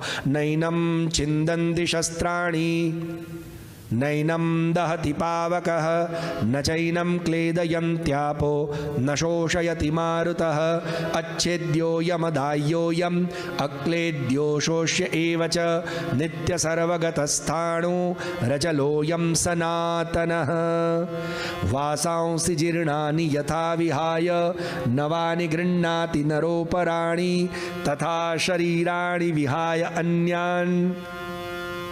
વિચાર કરજો, આ શું કહે છે આ બધા શ્લોકો ગીતાજીના? અને આ તમે ત્રીજે દિવસે ગીતા બેસાડો ને ત્યારે આ પેલા પંડિતજી બોલે ને, તમે ધ્યાનથી સાંભળ્યા જ હશે કે જેને બાળી શકાતો નથી, જેને સૂકવી શકાતો નથી, જે ક્યારે દુઃખી થતો નથી, જે પતળો થતો નથી, જે જાડો થતો નથી, અને નિત્ય સર્વગત, જે સર્વત્ર માથાથી લઈને પગ સુધી વ્યાપ્ત હોય છે અને કણકણ વિશ્વના બ્રહ્માંડમાં વ્યાપ્ત હોય છે. જેમ આપણે જૂના કપડાં બદલીને નવા કપડાં પહેરીએ છીએ, એવી રીતે આ શરીર શું છે? કપડું. કોનું કપડું છે? આત્માનું. એટલે આ જ્યારે જૂનું થાય છે એટલે આપણે બદલીએ છીએ અને નવું પહેરીએ છીએ. અને પાછા અહીંયા બેઠેલા તો બધા ગુજરાતી ભજને ગાતા હશે. જૂનું રે થયું છે દેવળ, જૂનું રે થયું ને હંસલો. બોલો, આ બધા મોઢે છે ને? અત્યારે આપણે ભજન ગાવાના નથી, કેમ કે હું સમય જોઈ રહ્યો છું. એટલે આપણે સમય પર બેસવાનું ને સમય પર ઉઠવાનું એવો વિચાર છે. સમયના પાબંદ રહેવું. અમારા ગુરુજી એમ કહેતા, 1 જ મિનિટ બાકી છે, મને મારી ઘડિયાળમાં દેખાઈ રહ્યું છે કે 1 મિનિટ બાકી છે. એટલે આપણે 1 મિનિટમાં આપણે વિરામ લઈએ ને પછી પાછા રિસેસ પછી 1 કલાક પછી પાછા મળશું, લગભગ 6 વાગે, રાઈટ? તો અત્યારે ભજન, એ ભજન તમને પછી સંભળાવીશ કે જૂનું રે થયું છે દેવળ. આ દેવળ છે. આ શું છે? દેવળ. અને દેવળમાં કોણ રહે? દેવ રહે. જોજો, આ આપણા ગુજરાતીઓની પાસે કેટલું જ્ઞાન નાનપણમાં ભજનોથી આપણા ભજનીકોએ આપી દીધું છે, પણ આપણે કોઈ દિવસ આ ભજનોને ખાલી ગાયા, અંદર ઉતાર્યા. ભજનો ગાવા માટે નથી, જીવનમાં ઉતારવા માટે છે. દેવળમાં કોણ રે? દેવ રે. સાચું કહેજો, દેવ રે ને. એટલે આ ભજનિક શું કહે છે? જૂનું રે થયું છે દેવળ, જૂનું રે થયું ને હંસલો નાનો થયો. નાનો નહીં એટલે ઉડી જવાનો. હવે એ દેવ.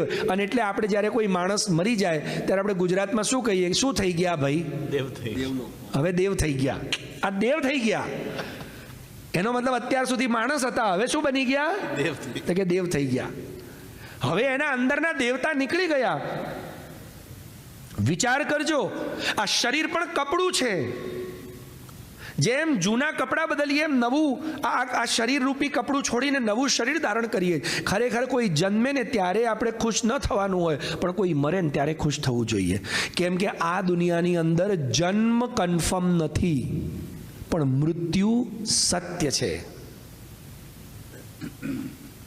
જન્મની કોઈ ગેરંટી નથી. અત્યારે આપણે માણસ બન્યા છીએ, આવતા જન્મમાં શું બનશું એની એ ગેરંટી નથી. બીજો જન્મ મળશે એની એ ગેરંટી નથી. અને મનુષ્ય જન્મમાં દરેકની ઈચ્છા મુક્તિને પ્રાપ્ત કરવાની છે.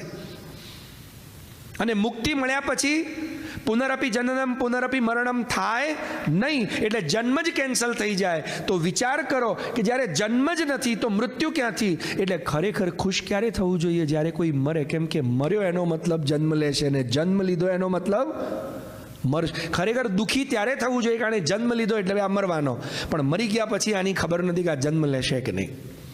અને એટલા માટે આત્મા તો મરતો જ નથી. અને એટલે અષ્ટાવક્ર કહી રહ્યા છે કે હું તો એવું માનતો હતો કે વિદ્વાનોની સભા છે, પણ આ તો બધા મોચીઓની સભા બેઠી છે.